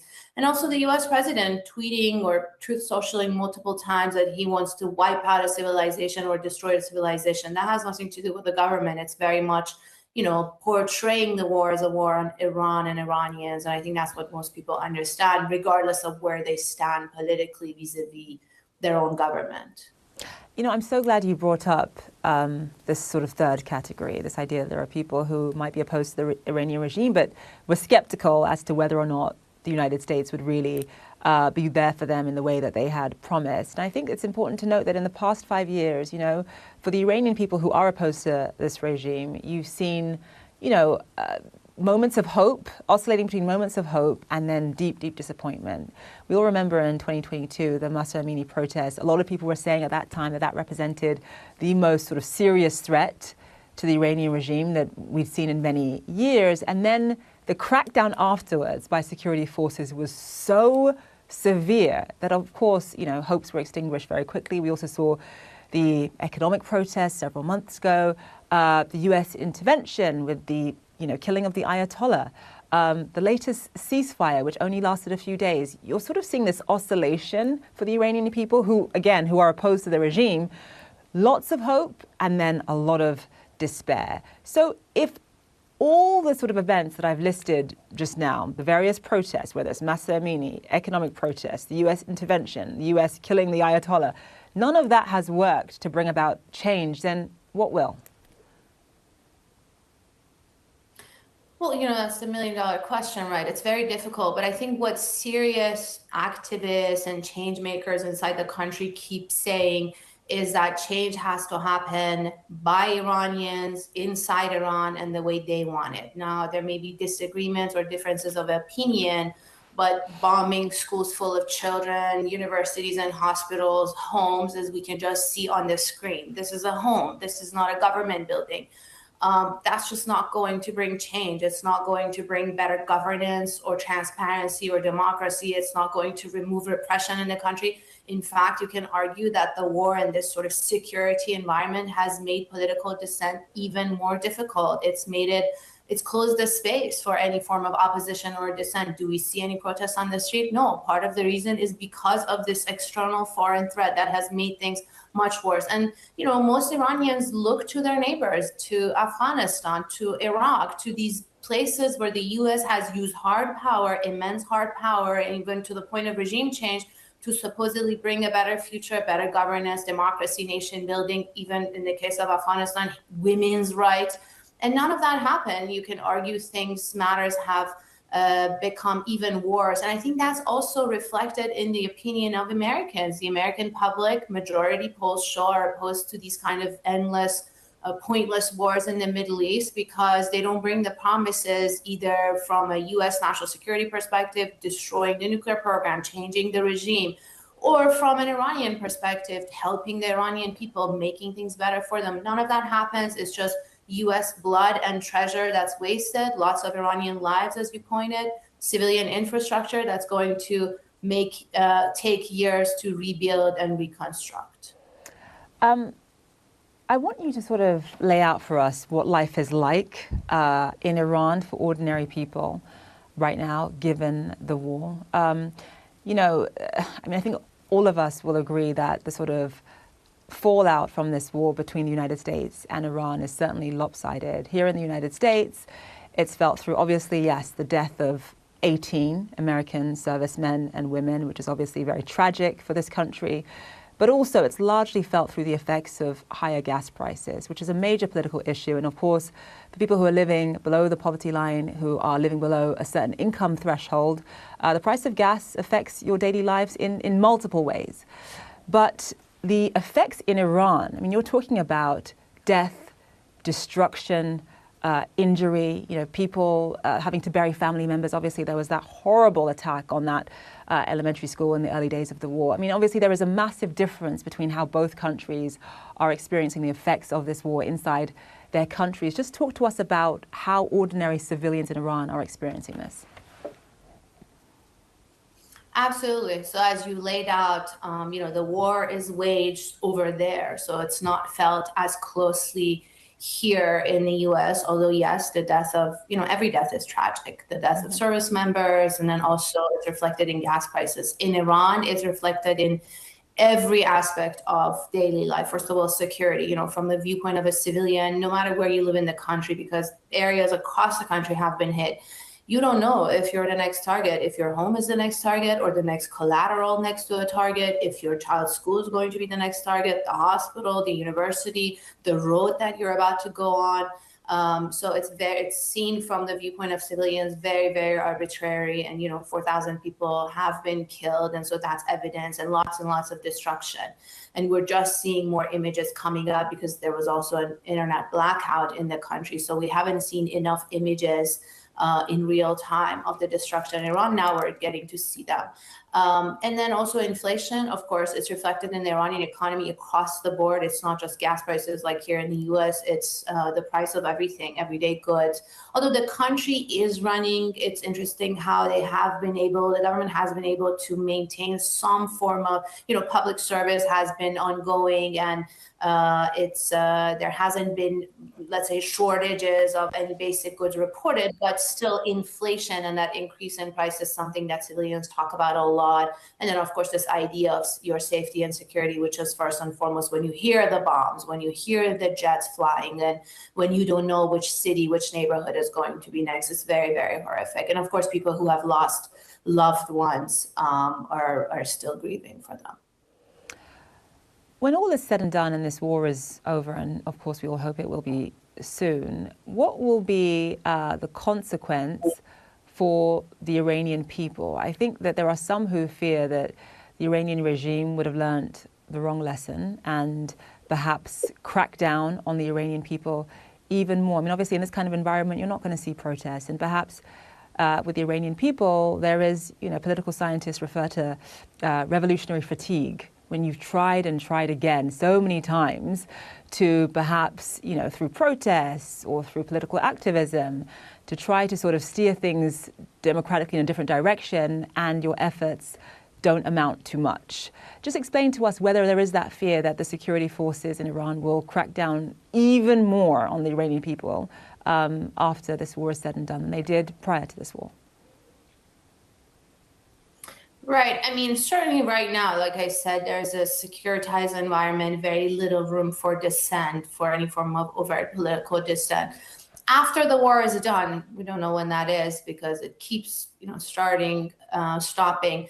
But after it's done, I'm not sure, because this is also sort of a new chapter for the Islamic Republic. I hope they will learn some lessons from the war, but also the society. I don't think the grievances are going to go away. The political, economic, social grievances, none of those will disappear. Yes, now there's no room for public presentation of any form of dissent. But I think once this external foreign threat is removed, the idea of getting bombed any minute, then this will be more internal between the state and the society. And that gap has been really wide, and they will have to address it or close the gap. Economic grievances are very, very serious. People's livelihood has been the reason for many protests over the years. And that we also see that reflected in how Iran is trying to negotiate. So one of the main demands in their negotiations from the US is economic relief. They understand that there has to be economic relief. They're looking for their frozen assets. They're looking for sanctions relief from the US because that problem is very, very severe. So we'll have to wait and see in long term if they can address any of these grievances or not, if this new chapter is going to have more opening. So after, for example, just one example, the Masa Amini protest, Women, Life, Freedom, this society, yes, there was repression, but the society, women, young people were able to push the state back one step and make some achievements because of the very high price that they paid in those protests. So now you, for example, look at public life in Iran, the dress code, mandatory hijab, the core of that, of those protests, they have made some gains and they have been able to push the state back. But, it's very slow process. It's been coming at a very high cost. And what I want to reiterate is that this foreign, external, hard power military attack is not going to make things better. In fact, it may even make it worse in the long term. As a new front opens in the war with Iran, the US is drawing closer to one of Iran's biggest regional rivals with the landmark nuclear deal. But a major new condition just announced by Donald Trump is threatening to torpedo the agreement already signed by Saudi Arabia. Now, there's a lot for us to cover this hour, but I do want to start in the Red Sea, where Iranian-backed Houthis say they hit 2 Saudi oil tankers, carrying out a threat to impose a blockade against Saudi shipment. Now, President Trump says up until now, Houthis have acted very professionally and smart during the Iran war. Those were his words. He's warning of major military punishment if these attacks continue. Mr. Trump also imposing a major condition today, as I was saying earlier, on the agreement to give Saudi Arabia technology for a civilian nuclear program. He says it will only happen if the kingdom signs the Abraham Accords, normalizing relations with Israel. The White House insists that was always the plan. This is a condition that the president has spoken about many times with our Gulf and Arab allies. He wants to see these countries sign the Abraham Accord. It was one of the most historic accomplishments of his first term, and it continues to be a long-term goal of his to expand those accords to ultimately come to a place where the Middle East can be a peaceful and stable region. And yes, this deal with Saudi Arabia, the energy deal, is contingent on this condition as far as the president is concerned. We'll go live to our Nick Robertson in Jerusalem in just a moment. But first, I do want to go to Kristen Holmes, who's at the White House. So, Kristen, I'm a bit confused, to be honest, because the nuclear agreement with the Saudis was signed last night. Now we've got this condition. And, the White House saying there, Caroline Leavitt saying that was always the plan. So why wasn't this announced when pre the signing, 24 hours ago? Well, that's the big question. And it sounded like from Caroline Leavitt during this briefing that President Trump raised this morning for the first time, despite the fact that she's also said it was always going to be part of the plan. We asked her whether or not Saudi Arabia had agreed to sign the Abraham Accords. She said that President Trump had not talked to the Crown Prince of Saudi Arabia since he set this condition earlier this morning and would not give any more details than that. In the past, Saudi Arabia has said it would not normalize relations with Israel unless there was a clear pathway to Palestinian statehood, which Israel has said they will not do. So how this actually moves forward, that's a huge question here. But there is also this question of, well, what did they sign and what is the meaning of them actually signing something if it's not going to go into effect? And how you kind of place a last-minute condition on something that, again, has already been signed. Now, there was a lot of negativity around this deal from senators that he talks to. There was also a lot of bad press around it, people calling for this deal not to happen. So perhaps President Trump was looking at some of that, talking to these senators, and wanted to come up with some kind of way to sweeten the pot for him, for the White House. But whatever the reason being, it's still very unclear how this deal can be quote unquote off for a contingency that was placed after both sides had signed this deal moving forward. Yeah, look, we haven't heard from Saudi Arabia, but we did hear from Caroline Levitt saying if Saudi Arabia doesn't sign it, the deal is off. So we'll have to see what Riyadh has to say on this. Let's turn, though, in the meantime, to Iran, because we are starting to see rhetoric really hardening, Kristen, on both sides, with Secretary Rubio talking about an eye for an eye. This comes after days of threats, and now we have the Houthis escalating. What is the strategy? What is your sense of the messaging getting from administration regarding the strategy going ahead, given what we have seen from the Houthis? It is so deeply unclear what the strategy is of the administration, and that is even more amplified today after CNN has new reporting that the CIA and the DIA, the Defense Intelligence Agency, have recently assessed that this kind of nightly strikes and the bombing that the United States is currently engaged in is not likely to move the Iranian negotiating position. So what exactly are they going to do? Because right now these two sides remain in a deadlock, and I hear this kind of optimism from members of the administration, from senior officials who say within the next 2 weeks things will settle down, but there's no clear reasoning as to how things will start to settle down. And a reminder is that there was this kind of ceasefire, 10-day ceasefire that was presented by mediators to the White House. Since then, the White House, President Trump has continued to order these strikes every night, obviously dismissing it. We were told by a U.S. official at the time that President Trump is still getting back or retaliating against Iran for both breaking the ceasefire and for the death of American troops. But at this point, it just is unclear where he goes from now. Now, he did a brief phone interview with another reporter where he said he's considering a massive military strike. Unclear if that meant troops on the ground or some kind of amplified military action than the kind of strikes that we're seeing every night right now. But he's been saying that for several weeks. So this isn't kind of a new statement. This idea that he has been weighing his options has been happening for quite some time.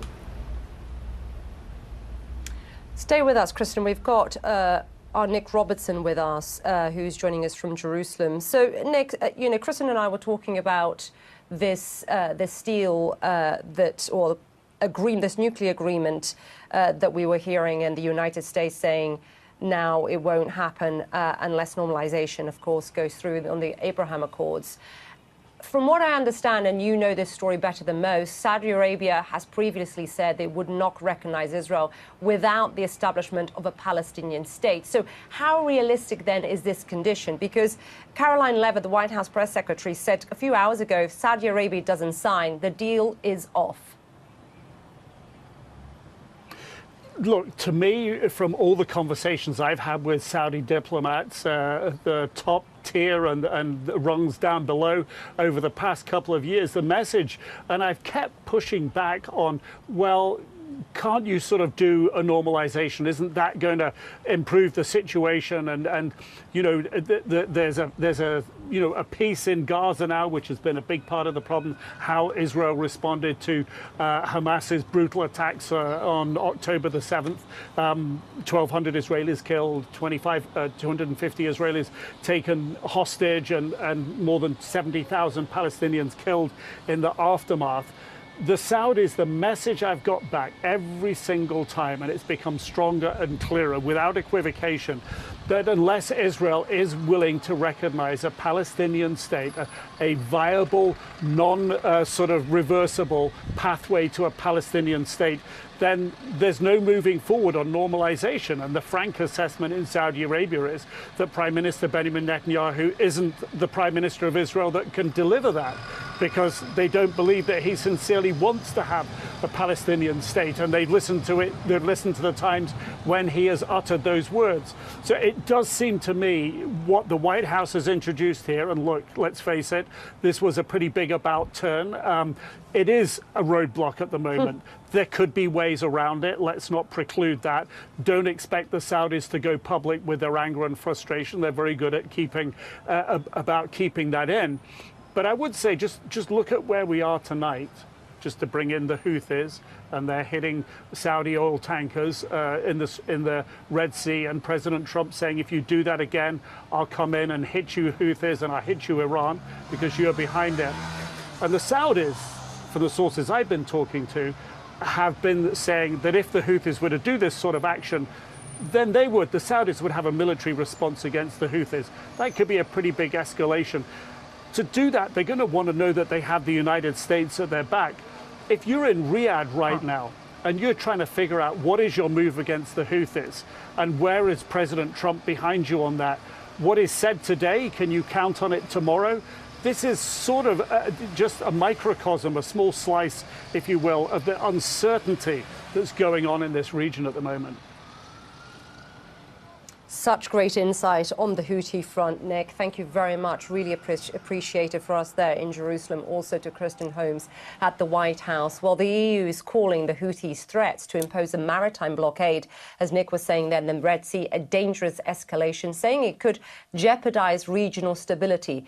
The Iran-backed militants are threatening to shut the Bab al-Mandab passage to vessels linked to Saudi Arabia. And that could put an even heavier strain on international shipping, as hundreds of ships remain stranded in the Strait of Hormuz. EU Foreign Policy Chief Kaja Kallas is calling on Yemen's Houthis to cease all actions that could endanger international shipping.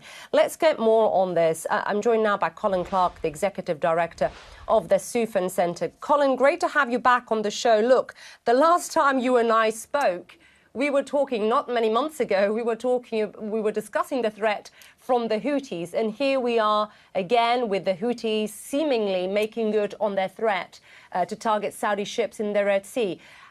How significant is this, and what do you make of what you just heard? I'm hoping you heard what Nick was saying there of the Saudis and how they respond to this.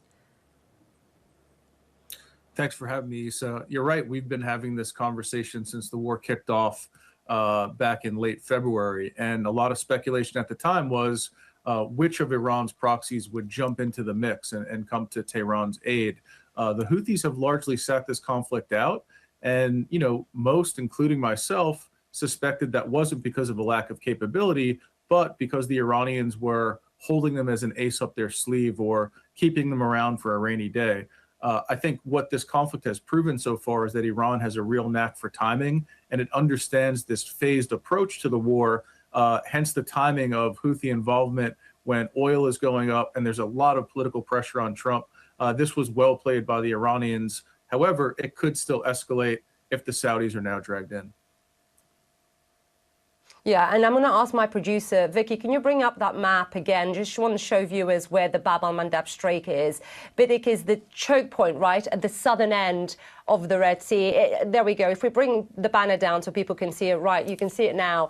Look, it isn't as crucial, the Strait of Hormuz, but it still matters. I think 6.2 million barrels of oil have been traveling, I was looking at it today, through the Strait every day for the past month. So the question then becomes, Colin, how does the US react? What does President Trump do about this? Because on Tuesday, he was shrugging off the threat of the Houthis, saying, I think he said something, we'll just have to take care of business. How does he do this? Look, the president's coming across as a one-trick pony because he's threatening overwhelming force. Well, if bombing the Houthis was effective, they would have been defeated by now. That's clearly not the case. Think about the favorable terrain in northwestern Yemen, very mountainous cave complexes. The Houthis are masters of the shoot and scoot. shooting drones and missiles and then getting back, into places where they're not as vulnerable. This is one of the world's leading terrorist and insurgent groups.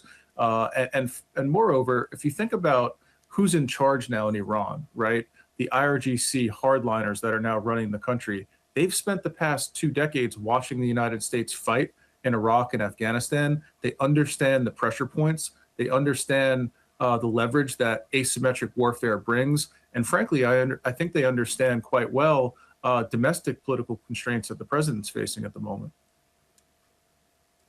Yeah, let's broaden that conversation, if you don't mind, because and the strategy here from Iran, because Secretary Rubio said Iran is begging for a deal. I'm not sure whether you heard him say that. But meantime, we have seen Iran hitting Kuwait, hitting Jordan, Bahrain, bringing Houthis into the fold. So what is the message from Iran, and what could they have next up their sleeve?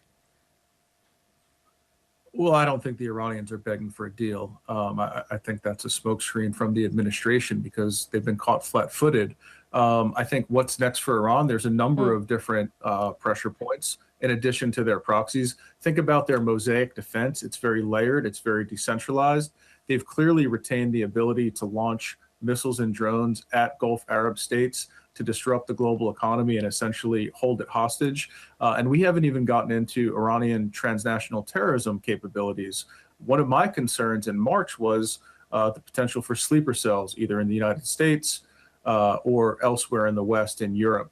That's something that we haven't seen yet. Is it because that capability doesn't exist? Or is it because that's just another tripwire that the Iranians are looking to use should things escalate further, i.e. a potential U.S. military ground invasion? As more ships come under attack, this is what we know. First, the Strait of Hormuz, now the Red Sea, a second crucial Middle East waterway for oil tankers, is now engulfed in the escalating war with Iran. Iranian-backed Houthis say they hit 2 Saudi oil tankers today, carrying out a threat to impose a blockade against Saudi shipping. Satellite imagery from NASA appears to show one of the ships on fire. US President Donald Trump says he'll hold Iran responsible if attacks continue, warning of major military punishment. The attack sent oil prices surging past $100 a barrel for the first time since May. Let's bring in Kevin Lipdak at the White House. Kevin, this is a huge concern because there are 2 main routes for oil to get out of the Middle East, and they are now both under threat. Right. It's another choke point in the global oil trade, and it is another front in the Iran war for a president who at this point has not articulated a particularly clear endgame about how he sees this all going. And so for him, I think this is just an added headache to what has become a fairly bleak picture in the Middle East. And his message this morning conveyed a certain level of disappointment at this Iran-backed rebel group, the Houthis, that are in Yemen, saying that until now they had, quote, acted very professionally and smart by not getting involved in the Iran war, and saying that he was, quote, very disappointed in them for now both firing on those tankers in the Red Sea, but also enacting this blockade of Saudi shipping in this very critical waterway. And so whether or not the president now becomes dragged in to an entirely different part of the Middle East remains to be seen, but he is suggesting that that is an outcome that he sees very likely and very possible if the Houthis continue down this route. Now, we were just hearing from the president. He was at an unrelated event over at the EPA, and he did touch on the war in Iran briefly, saying that in his view it was going, quote, very, very well, and that the Saudis did want to come back to the negotiating table, but that, quote, they were not ready yet in terms of what concessions they were prepared to offer. And, you know, when you talk to regional diplomats, they are fairly pessimistic that at this point the negotiations are going to resume. You know, they have been trying to get this de-escalation plan back on the table. They've proposed a 10-day ceasefire that would lower the temperatures, bring the 2 sides back to some sort of discussions, but they say that the prospect prospects for that, at least for now, appear very, very bleak. And that does lead the question of where this is all heading. You know, when you talk to officials here at the White House, there are some concerns that this strategy of night-by-night strikes on Iran, we just had the 12th night Wednesday into Thursday, that does not appear to be working. That the Iranians have so far not moved off of any of their negotiating positions, and that is leading, I think, to some very difficult discussions in the White House about what exactly comes next. Now, in public, the president is previewing a major escalation. He's talked about going after Pickaxe Mountain, the highly fortified nuclear site that's buried under 400 feet of solid rock. He's talked about going after roads and bridges in Iran, some of that nuclear, or that civilian rather, infrastructure. But so far, he has not executed on any of those threats. And I think there is some concern that we're just sort of locked in an impasse. And it is a deadly impasse, given what the Iranians have shown they are still capable of in terms of firing on American troops that are arrayed across the Middle East. And so the president's still at a decision point here, but at least when it comes to the Houthis and this additional front of the war, ramping up the threats as well. Kevin, at the White House, thank you so much for that. We're going to check on the oil prices right now because Brent crude, which is the global benchmark, is up close to 7% in just one day. $100 a barrel. WTI crude above $90 a barrel now. Anna, you've been watching this. I mean, it was skirting with $100. Now it's firmly above it, isn't it? It seems to be going up. And this is because there's no good outcome to these two oil routes being disrupted. Yeah, we're now looking at essentially a double chokehold in terms of the two straits, and investors increasingly back to pricing in a prolonged oil crisis. The Strait of Hormuz obviously effectively closed at this point. There were 15 crossings yesterday. That's around a tenth of what we would have seen before the war in Iran. But now more interesting to watch is the Red Sea as well. Now, the reason the Red Sea is so relevant at this point is for Saudi Arabia. There have been security issues around this passage and with the Bab el-Mandeb Strait for many years, with Houthi militants, increasingly a sort of a risk around the area. We were talking years ago about ships taking the very long way around, for instance, with cargo, the Cape of Good Hope, having to make a very long transit, pushing up inflation, etc. The reason this renewed risk is so devastating now in terms of oil prices is because Saudi Arabia has been relying on this other route through the Red Sea to export the oil they couldn't get out the Strait of Hormuz. They have been piping around 70% of their crude oil exports across the entire country to reach the Red Sea so they could export it from that route. Now, with two vessels attacked, the question is how many ships will now be able to make that transit? Are we going to be looking at another effective closure? Prior to this, there were still 43 crossings, but we haven't got the data for today in terms of how many made that. But investors are very concerned at this point that this could be taking another 6-7% of global oil supplies just off the market. And for how long? The rhetoric in terms of the politics of all of this isn't improving at all. Interesting to note also, we are seeing a bit of a global bond sell-off today.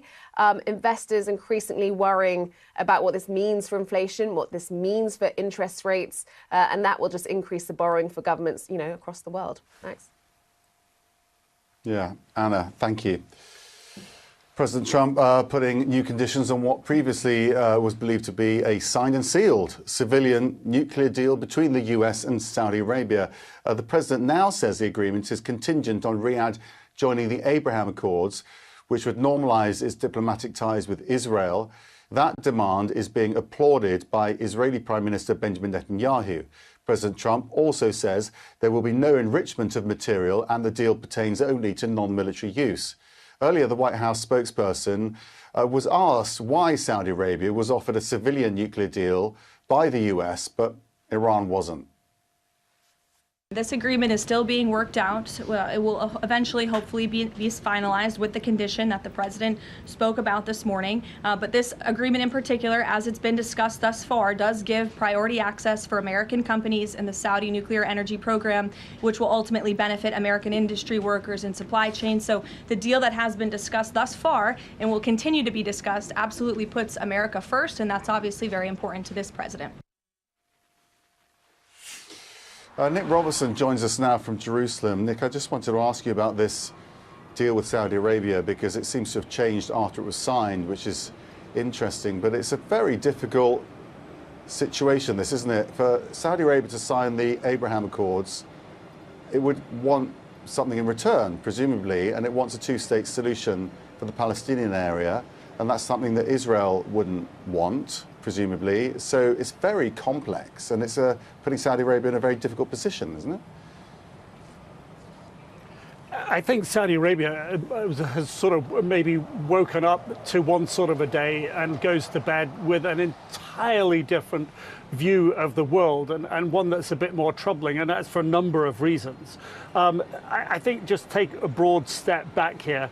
The deal as it was outlined by the White House and had been inked apparently yesterday was a worry for Israel, because they felt that it potentially gave Saudi Arabia and potentially others in the region an incentive and a potential pathway to make their own nuclear weapons, and that they felt was unstable. Where we are today, President Trump has done something which makes it impossible for the Saudis to sign. This falls much more in line with what the Israeli government and Prime Minister Benjamin Netanyahu wanted to see. So I think if you sort of look at it sort of geopolitically in that regard, I'll make an analogy here to the criticisms that Iran has leveled against the United States while trying to make a deal there, trying to get to the MOU. They said the US kept moving the goalposts, and they felt that the goalposts were being moved because Israel wanted the goalpost move to have a more favorable terms of the deal.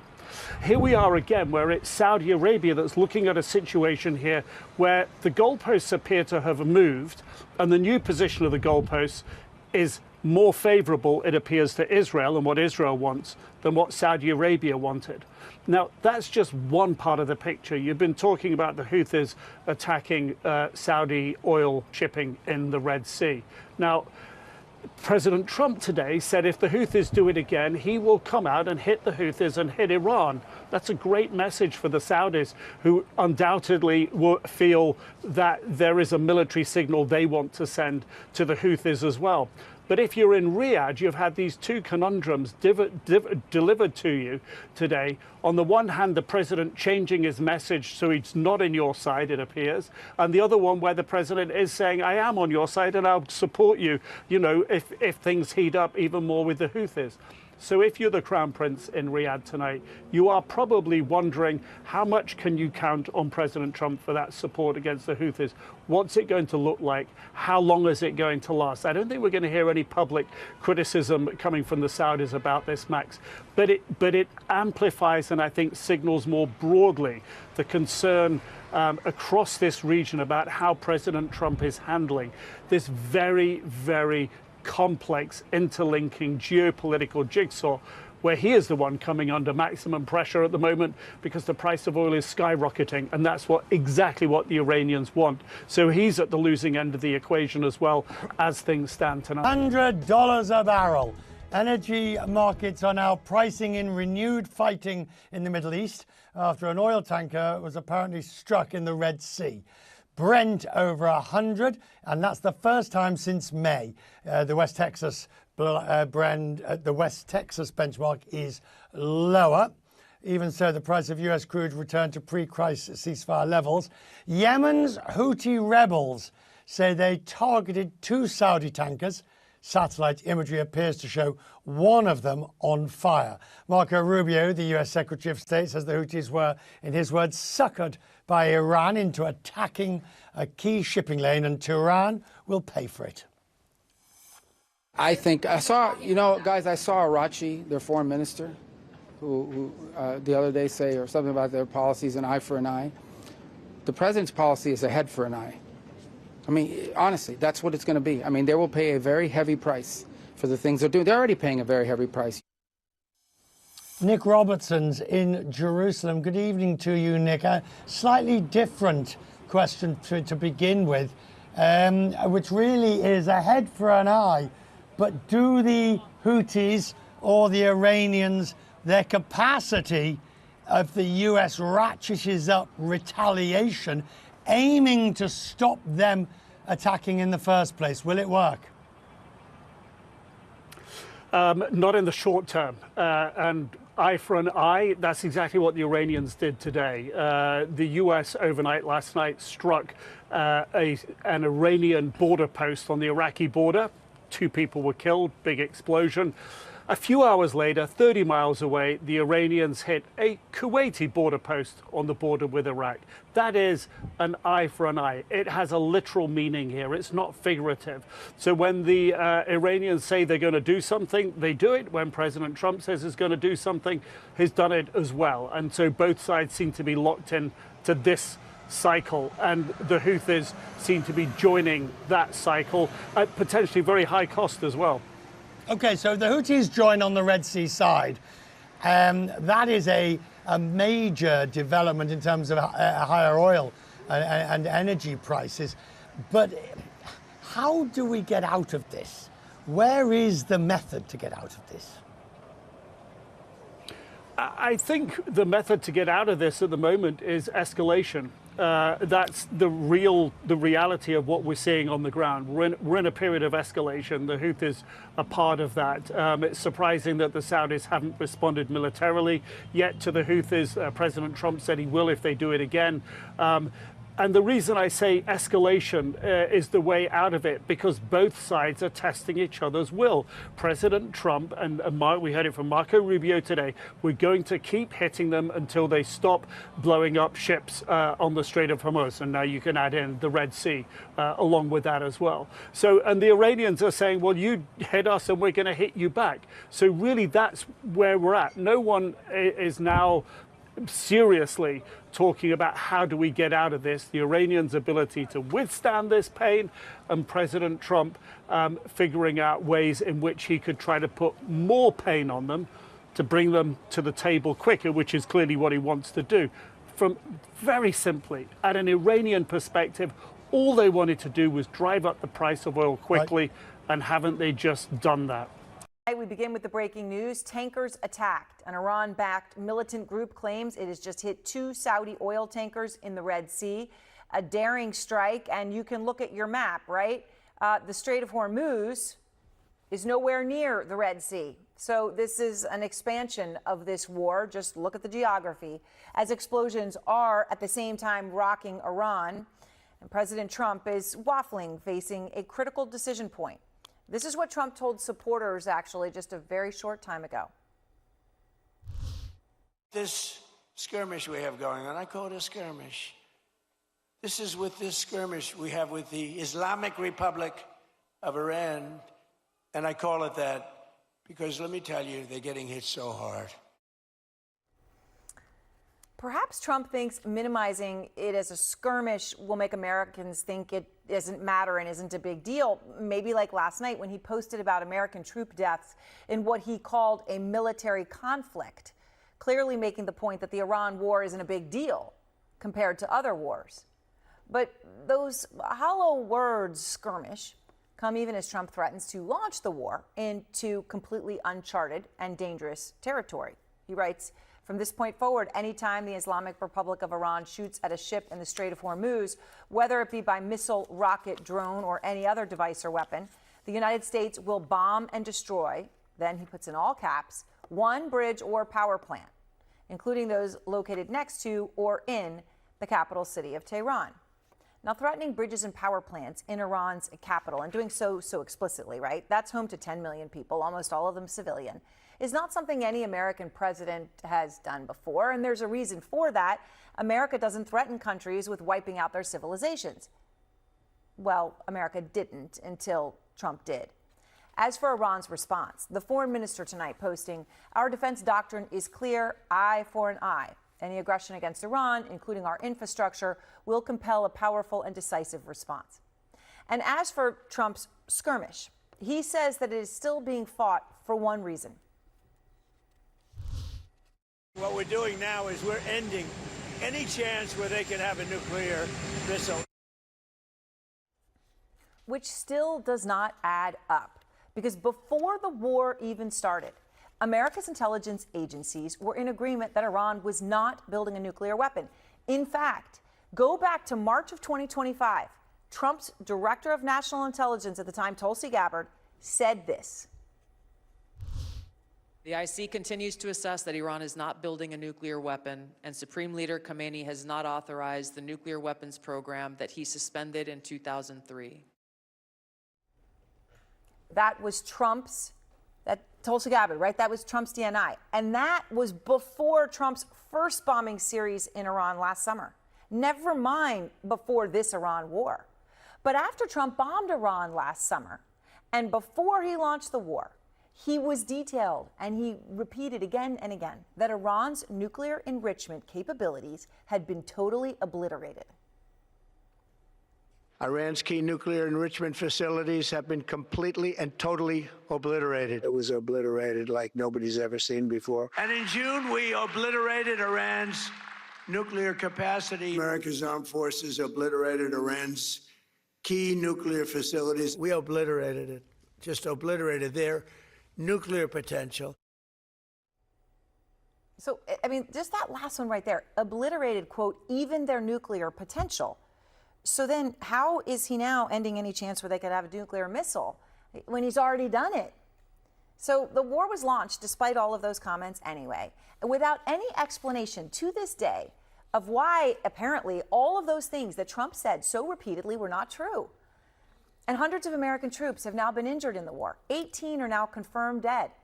And of the fallen, Trump said this today on his way to the dignified transfer of the 4 American troops killed in Jordan and Iraq this past weekend.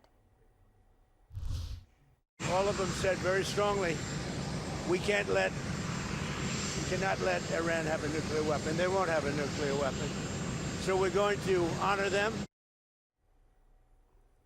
It is unclear how Trump knows what these 4 American troops felt or what they strongly said about Iran getting a nuclear weapon before they died. He didn't say how he knows that.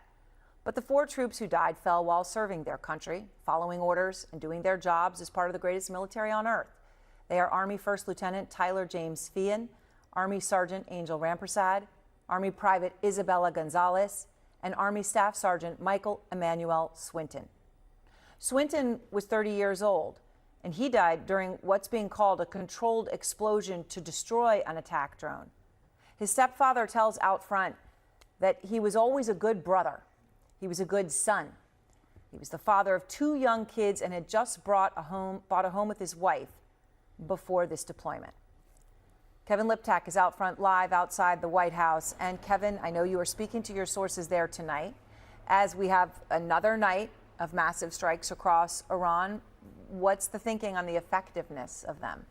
Yeah, I am starting to hear some concerns, Aaron, from inside the administration that this strategy of night after night bombings does not seem to be moving the Iranians off of their hardline negotiating positions. And it's leading, I'm told, to some very hard discussions inside the administration about what exactly comes next. You know, the president, we're told, has been receiving options for more escalatory steps. He's been hearing those over the last several weeks. And what you see the Pentagon doing is moving into position forces and firepower in the instance that the president decides to go in that direction. They've been moving the F-16s, the F-35s, the aerial refueling tankers, but so far the president has not executed on some of those options, and instead what the strategy seems to revolve around are these ever-escalating threats against the roads and bridges, against Pickaxe Mountain, that nuclear site that's buried under 400 feet of solid rock. Today, the president even posted an article that reported he had instructed CENTCOM to, quote, open the gates of hell, but so far, neither the threats nor these 12 straight nights of bombing have proven effective. I've been talking to diplomats as well from the region. They, too, are pessimistic that either side of this appears ready to come back to the negotiating table. Yes, they are trying to get to some de-escalation, but the view among the diplomats in the region is that the prospects for negotiations right now are very, very bleak. You know, there is a phrase, I keep hearing it from administration officials, including at the Pentagon. It's called the Dover test. The president was up at Dover today to receive the remains of those fallen soldiers. And I think what the test and what that trip implies is that the president now, as he's weighing this very critical decision, is to try and decide whether whatever he decides is worth the risks and the consequences that may follow. Today, the part of the job President Trump says is probably the hardest, being on hand to welcome home America's war dead. Yet hours later, at a political rally, the president suggests his fight with Iran, in his view, isn't really big enough to be called a war. John King here, in for Anderson. Tonight, the war, and yes, it is very, very much a war, goes on, and it could be widening. Yemen's Iran-backed Houthis claim they've hit 2 Saudi oil tankers in the region's other strategic waterway, the Red Sea. And though CNN cannot independently confirm that, a British maritime tracking organization says a tanker was hit by some kind of projectile and caught fire. Also tonight, the air campaign continues. American forces are carrying out their 12th straight round of airstrikes since the ceasefire broke down. The president now threatening to destroy one Iranian bridge or power plant. You see his post there. For every ship Iran targets in the Persian Gulf, Tehran promising in return to hit regional oil and gas facilities in return. And as we said, the remains of 4 Americans killed in action over the weekend returned home. The dignified transfer took place right there at Dover Air Base in Delaware. Family members, military officials, and the commander-in-chief looking on. They are, we now know, First Lieutenant Tyler James Feehan, Staff Sergeant Michael Emmanuel Swinton, Sergeant Angel Rampersad, and Private Isabella Gonzalez. The president called today's ritual, quote, one of the hardest things to do as a president. In all now, 18 American servicemen and women have been killed since President Trump ordered the first strikes on Iran back on February 28th. From the solemn event at Dover, the president flew to a political rally in Georgia. It was there, he suggested, what we have been witnessing for nearly 5 months now is something short of a war. I call it a skirmish. This is with this skirmish we have with the Islamic Republic of Iran, and I call it that because, let me tell you, they're getting hit so hard, and they want to make a deal. But I say they're not ready to make a deal. Especially since just yesterday, look there, he called the military action in Venezuela, which lasted a single day and cost 0 troops their lives, a war. Again, you see it right there, the Venezuela war. And right beneath it, the Iran military conflict. Perspective now from CNN Global Affairs analyst Kareem Sadjapur, former Deputy Director of National Intelligence Beth Sanner, and the former Middle East and North Africa Coordinator for the National Security Council, Brett McGurk. Beth, we don't have independent confirmation at CNN, but we've seen some reporting, including what the British Maritime Agency says. If it is true that the Houthis now are striking Saudi tankers near the Red Sea, that would be a big escalation. The question is, what does the United States do? The president has previously said the Houthis were to blockade the Red Sea, quote, we'll just have to take care of business. Yeah, I think that if he is going to hold true to his word, then it means that, you know, in the next day or so, we're going to be striking the Houthis again. And, you know, maybe the viewers will remember that we went through a multiple week bombing of the Houthis and, you know, and then declared a truce. We had a ceasefire with them. And now, if we re-engage, of course, that truce will be broken, and in essence, the war will be widened, right? And so that is of great concern. This is a very important waterway. 30% of container traffic goes through there. You know, since the Houthis started this war in the beginning, in reaction to Israel, we had a big decrease in the amount of traffic going through there. It was coming back. And now, already this week, we've seen another 30% decrease in traffic just between Monday and Tuesday. So just from the threat, now that those strips have been struck, that is going to be a waterway that shippers will not want to go through. So prices will go up. Brett, geographically, logistically, if there's an escalation like that, it's a bigger challenge, more complicated challenge for the United States military. What else? Well, John, I dealt with that directly because the Houthis did this, as Beth just mentioned, 2023, 2024. We built an international coalition. We had an air campaign. It's just very difficult, a needle in a haystack problem, to stop these drones, Iranian drones, which can be fired from 1,500 kilometers away and easily hit a ship, which may have just happened tonight. Very difficult challenge. Look, John, I'm asking myself constantly, is this escalation to potentially de-escalate, meaning you're going up the ladder, but there's side conversations going on through mediators to try to come to some arrangement, a modus vivendi, short-term deal for a ceasefire? And right now, I don't see that. I don't think there's really any off-ramp at the moment. So to your question, I do see this escalating. We're moving more forces to the region. The president is threatening more strikes, and Iran is also threatening more strikes. And they are saying, in their rhetoric, including Ghalibaf, who was the the negotiator on their side, no give at all in their claim to the Strait of Hormuz. That's where we are.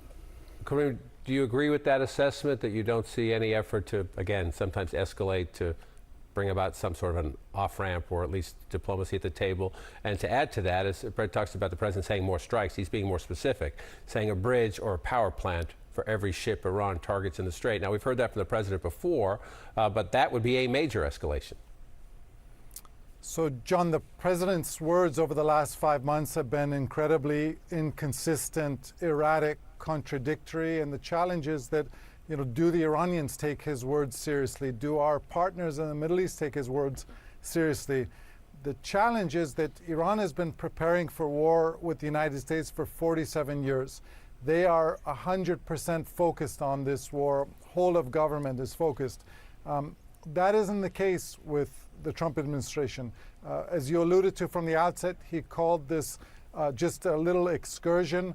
He's not even calling it a war. And on various days, he'll say either that Iran is desperate for a deal is imminent, or we're going to escalate. And so I don't believe that the Iranians are taking the president's words seriously to significantly escalate, and that could lead to a real miscalculation. And Beth, as this plays out, as we watch the potential escalation, the Trump administration, the president today approving a deal with Saudi Arabia to provide the country with a civilian nuclear program. Is that separate and distinct, or does that, at a minimum, at least continue to change the temperature in the region in a way that's not productive? I think I think it was an opportunity that the president wanted to take to do a deal.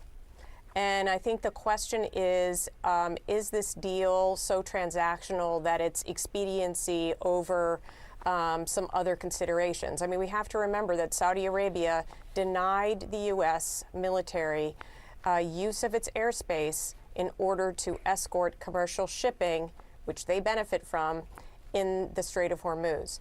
And, you know, when Spain does this, we get a whole different reaction. When Saudi Arabia does this, we're anxious to get this this relationship back on track. And we've given up a few things that I'm worried about in terms of non-proliferation, in terms of IAEA, nuclear inspection access that are rather unprecedented. We still don't know exactly what the deal says. It's 2 secret annexes. But, you know, Congress will have to consider this, and there are many steps ahead. So I don't want to be too alarmist, but it doesn't seem consistent. Well, to that point, Brett, you're part of negotiating a similar deal with the Saudi Arabia back during the Biden administration. As Beth notes, secret at the moment, but they do have to submit it to Congress. What are your 1 or 2 biggest questions in the details? Yeah, we had an extensive negotiation, John, with the NSA, the National Nuclear Security Agency within the Department of Energy, all of our best experts, to make sure that those non-proliferation concerns were met. But I have to say, this was part of an overall package potentially for normalization of relations between Israel and Saudi Arabia. It was part of a broader deal, which obviously got taken off the agenda after the attacks on October 7th of 2023. So I would, as Beth said, I think we got to see the details. It will be submitted to Congress. If it is similar to what was done during the Biden administration, I expect it is, because I think a lot of that work was already done. It's fairly rigorous. There is the possibility down the road, John, of a U.S. enrichment facility in Saudi Arabia. That was a very controversial piece. Part of that is because we still import fuel from Russia. It's kind of looking for an alternative fuel source. But that's kind of down the road. There's going to be a study about that. Obviously, that'll raise concerns and scrutiny in Congress, as it should. So I think we'll learn more here over the coming weeks. Karim, a rule in life, I'm not sure it applies to foreign policy, but is to try to leave things better than you found them. Does this step in the region leave things better than the president found them?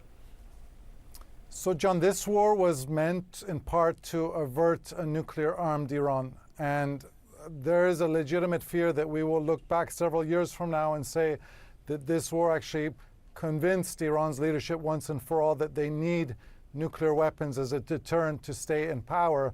And indeed, if Iran's leadership gets nuclear weapons, there is a legitimate fear that starts a domino effect throughout the Middle East with not only Saudi Arabia, but other countries in the region, including Turkey, other Gulf countries. And so that is potentially Pandora's box that we've opened. And And Saudi Arabia is right now an ally. It's been a consistent ally, but there's always the concern about stability in Saudi Arabia, as we saw in Iran in 1979. You had an allied monarchy fall, and that is what we're talking about now, the nuclear program that the Islamic Republic of Iran inherited from the Shah's government. Ominous talk there. And Beth, let's move back to Iran as we watch how this play out. Help me from your former post, the intelligence perspective. What are you looking for in the sense that 12 days now since the ceasefire broke down of American strikes? Iran has had counter strikes. Any signs, and what would you be looking for, that this is having any effect on the regime's thinking, the regime's attitude about trying to find an off-ramp? Well, the Gulf states and their ability, plus Pakistan, their ability to engage Iran. There have been this, kind of noises about perhaps a 10-day ceasefire being in the offing. We don't have confirmation of that, but I would start to see some difference in tone. But as Kareem said, I personally don't expect that. I think this war has to end via negotiations, but I think we could be quite a ways off. Somebody's got to give, so that give could happen in the United States or in Iran. One side has to go first. You're looking there, right side of your screen there, at the president's most recent social media effort. That's a repost of a news report headline, Trump orders CENTCOM to, quote, open the gates of hell after U.S. troops killed. Right now, for the 12th straight night, there are airstrikes underway. No indication, though, to what extent. Joining us now, the Massachusetts Democratic Congressman Seth Moulton, who sits on the House Armed Services Committee. Congressman Moulton also is a Marine Corps veteran who served 4 tours of duty in Iraq. Congressman, thank you for your time tonight. When you see a post like that, the president reposting, he's ordered CENTCOM to open the gates of hell. There is a 12th night of attacks, 12th round of attacks since the ceasefire broke down. Is that the answer here? No. I mean, he's starting more attacks. He's inviting more attacks in return. He's getting us deeper into a war that he's losing across the board. A war in Iran that's been an utter disaster for everybody except Iran, and maybe also except for China. China's thrilled that we're bogged down in another war in the Middle East. And every time this war escalates, more American lives are on the line. This is not a solution. I want to tap your experience, Marine veteran, 4 tours in Iraq, including serving at the side of General Petraeus during that conflict. Today, the president was in Dover, Delaware, for what he concedes one of the hardest things to do as President of the United States, a dignified transfer ceremony, welcoming home war dead men and women, young men and women mostly, who have volunteered and then given their lives. He flew from there to a rally in Georgia and called this a skirmish. Is this a skirmish? No, it's a war. And he's been calling it for a war from day one. He only started changing his tune on the terminology when he started running into legal trouble with Congress because Congress did not authorize a war. And that's why I have been pushing along with some other veterans to have another war powers vote in Congress. We're hoping it happens tomorrow, to go on record and to say once again that Congress is against this war. We're against this escalation. This is not the way that we secure Iran's nuclear program. This is not the way that we curtail Iran's power. Iran is more empowered than they have ever been. But I want to say something else, John, because you brought up this dignified transfer. After this transfer, Trump put words in the mouths of the troops who had died, saying they didn't want Iran to have a nuclear weapon. Speaking as someone who was sent to war by politicians in Washington, D.C., the idea that politicians, that a president would tell my family what I was thinking when I died is unbelievably offensive. I served with a lot of Marines who disagreed with Bush's war in Iraq. You're speaking to someone who was an outspoken critic of the war in Iraq. And the idea that President Trump would treat these troops as pawns in his political game is just disgusting. You mentioned trying to get a war powers resolution passed again. Republicans also are trying to make sure they have the votes to get the Pentagon more money. Secretary Haggs was up there making the case for billions and billions more yesterday. There were some votes in the House today. My reading of that is that the Republicans so far have that funding on path, and then it goes over to the Senate. Do you have any hope that you can find enough Republicans, either in the House or your allies over on the Senate side, to stop the funding or at least put strings on it? I mean, we're trying really hard. And the interesting thing, John, is if you came into the classified, behind-the-scenes meetings that we have on the Armed Services Committee, you'll actually hear a number of Republicans, especially Republican veterans, asking very tough questions of the administration. But then they go out in public and just support the administration's policy. So the lack of political courage in Washington is just unbelievable. We need to confront this administration in a bipartisan way because Americans are dying and there's no path to winning this war. I mean, that's the big problem here. Iran is a serious national security threat. I've seen Iranians kill Americans in Iraq with my own eyes. And yet Iran is more empowered. They literally are strangling the world economy. Oil prices are going up. They're now asking American taxpayers to foot the bill for this losing war when costs are rising for everybody here at home. This is just a disaster across the board. And the idea that doubling down on this disaster is going to make it better, it just doesn't make sense. I want to ask you a question. You put it in my head by what you said earlier about your own service, being someone who was sent to war. By war, the Iraq War became quite unpopular, became a very big deal in both the 2006 and the 2008 elections. We're about 15 weeks away from an election in this country. I want to ask you how you deal with it, because you understand what it's like to be serving overseas in uniform while the politicians back home are debating. And you are against a war now that is very unpopular in the country, but you also understand how some young man or woman wearing the uniform overseas who might support it, might oppose it. I assume that you get a little angry, you get a little nervous sometimes when the politicians back home are debating what you're doing as you risk your life every second. How do you personally handle that? Sticking to what you view as your principles and your opinion, but understanding that somebody wearing the uniform where you were years ago is listening. You know, there's nothing more that we wanted on the ground in Iraq, even those of us in the middle of a war we disagreed with, than for politicians to tell the truth and to ask the tough questions and to ultimately know what they were doing when they asked us to risk our lives. I mean, I fought in a war that shouldn't have happened if people in Washington had asked those tough questions. I mean, John, I'm running for Senate against Senator Markey, who voted for that war, who voted to send thousands and thousands of Americans to die before asking the tough questions about whether we needed to fight that war. So we can have debates in Washington about policy. That's what we're supposed to do. We can have serious debates about whether we should continue this war. But what the troops demand more than anything is for us to actually ask the tough questions, to demand answers from the administration and ultimately get the truth. We need the truth, and we're not getting the truth from Trump or Hegseth with the Iran war. As we come on the air, the war with Iran is expanding to a new front with a second vital waterway now under threat. Iranian-backed Houthi rebels in Yemen claim to have struck 2 Saudi oil tankers in the Red Sea. Saudi Arabia did not immediately comment on the Houthis' claim, and CNN cannot independently verify them.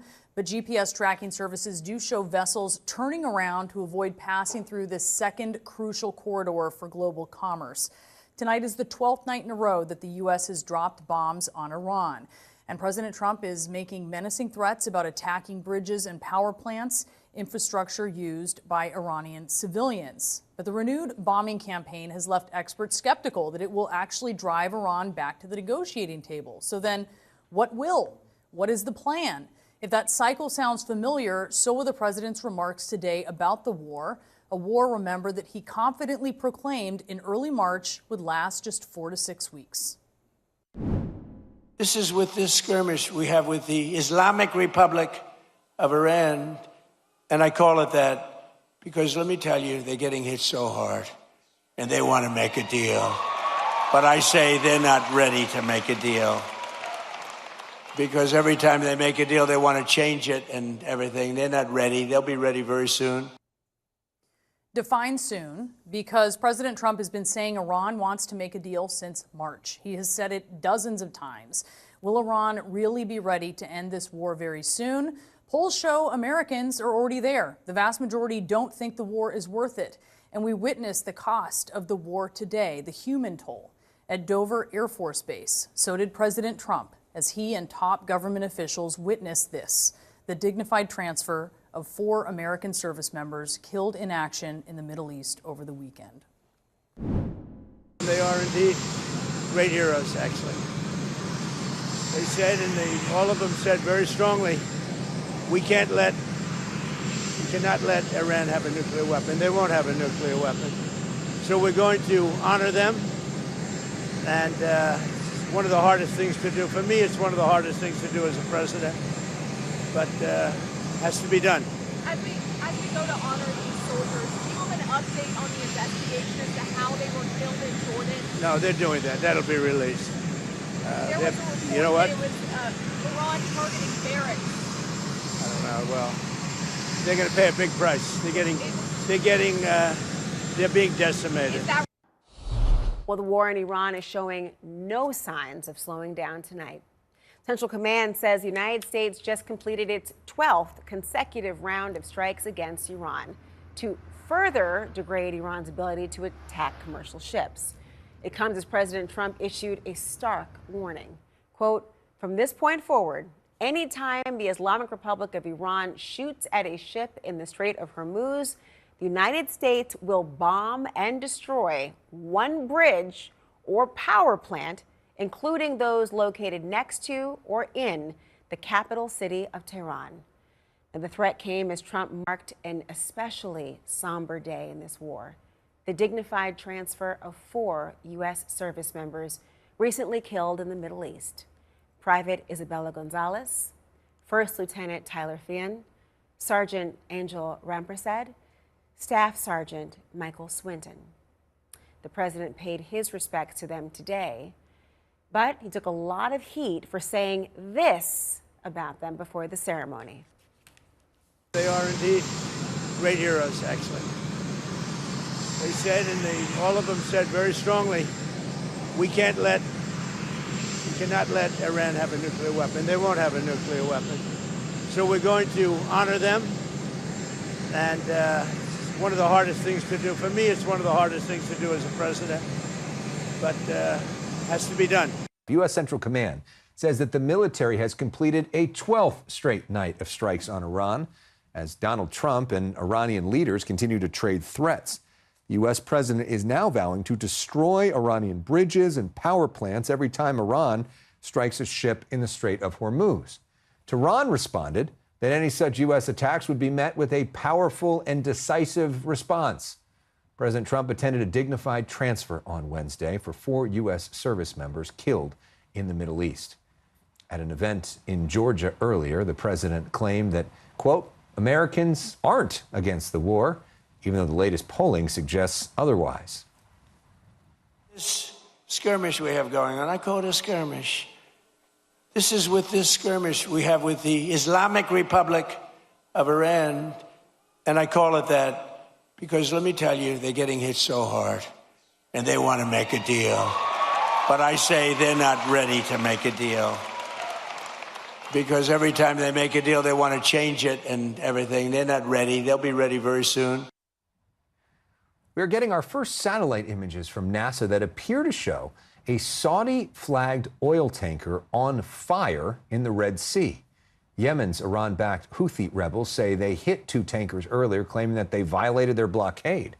So we just heard from President Trump saying that Iran is not ready to make a deal, even though they want to make a deal. You are talking to the best experts in the world every day in this space, talking to everybody. Does anybody have an idea for a good off-ramp for the U.S. to get out of Iran? I'm sorry to say that the answer is no, and that's coming from a lot of people who very much want to help the administration find that off-ramp. We have really ended up in a cul-de-sac where all the leverage belongs to Iran over the Strait of Hormuz. The most likely scenario is that we will remain in the current situation, let's call it the new normal, periodic escalations of conflicts around the Strait of Hormuz as Iran tries to assert control, the United States tries to clear it for shipping, and occasional negotiations, but also occasional escalations. The only alternatives are really not much better. One is a massive U.S. escalation, such as a ground operation to try to take over parts of Iran or even overthrow the Iranian government. That's a forever war, highly costly. Nobody wants to do that. Or essentially the United States back down. And this was largely what was in the MOU that was signed, give the Iran a significant amount of sanctions relief to restore its economy, to kind of buy them off, and then they would allow the strait to open. All of those are bad outcomes. And this is the result of the president rushing into a war that didn't have a clear strategic objective, and now we don't have a clear way out of it. It's quite something and sobering to hear you say from everybody you talk to, nobody's got a good idea to get out of this thing, but we are in it now. Dan Shapiro, former ambassador to Israel, thank you so much. Pay up. That's what Trump is demanding of Iran as it launches new strikes tonight.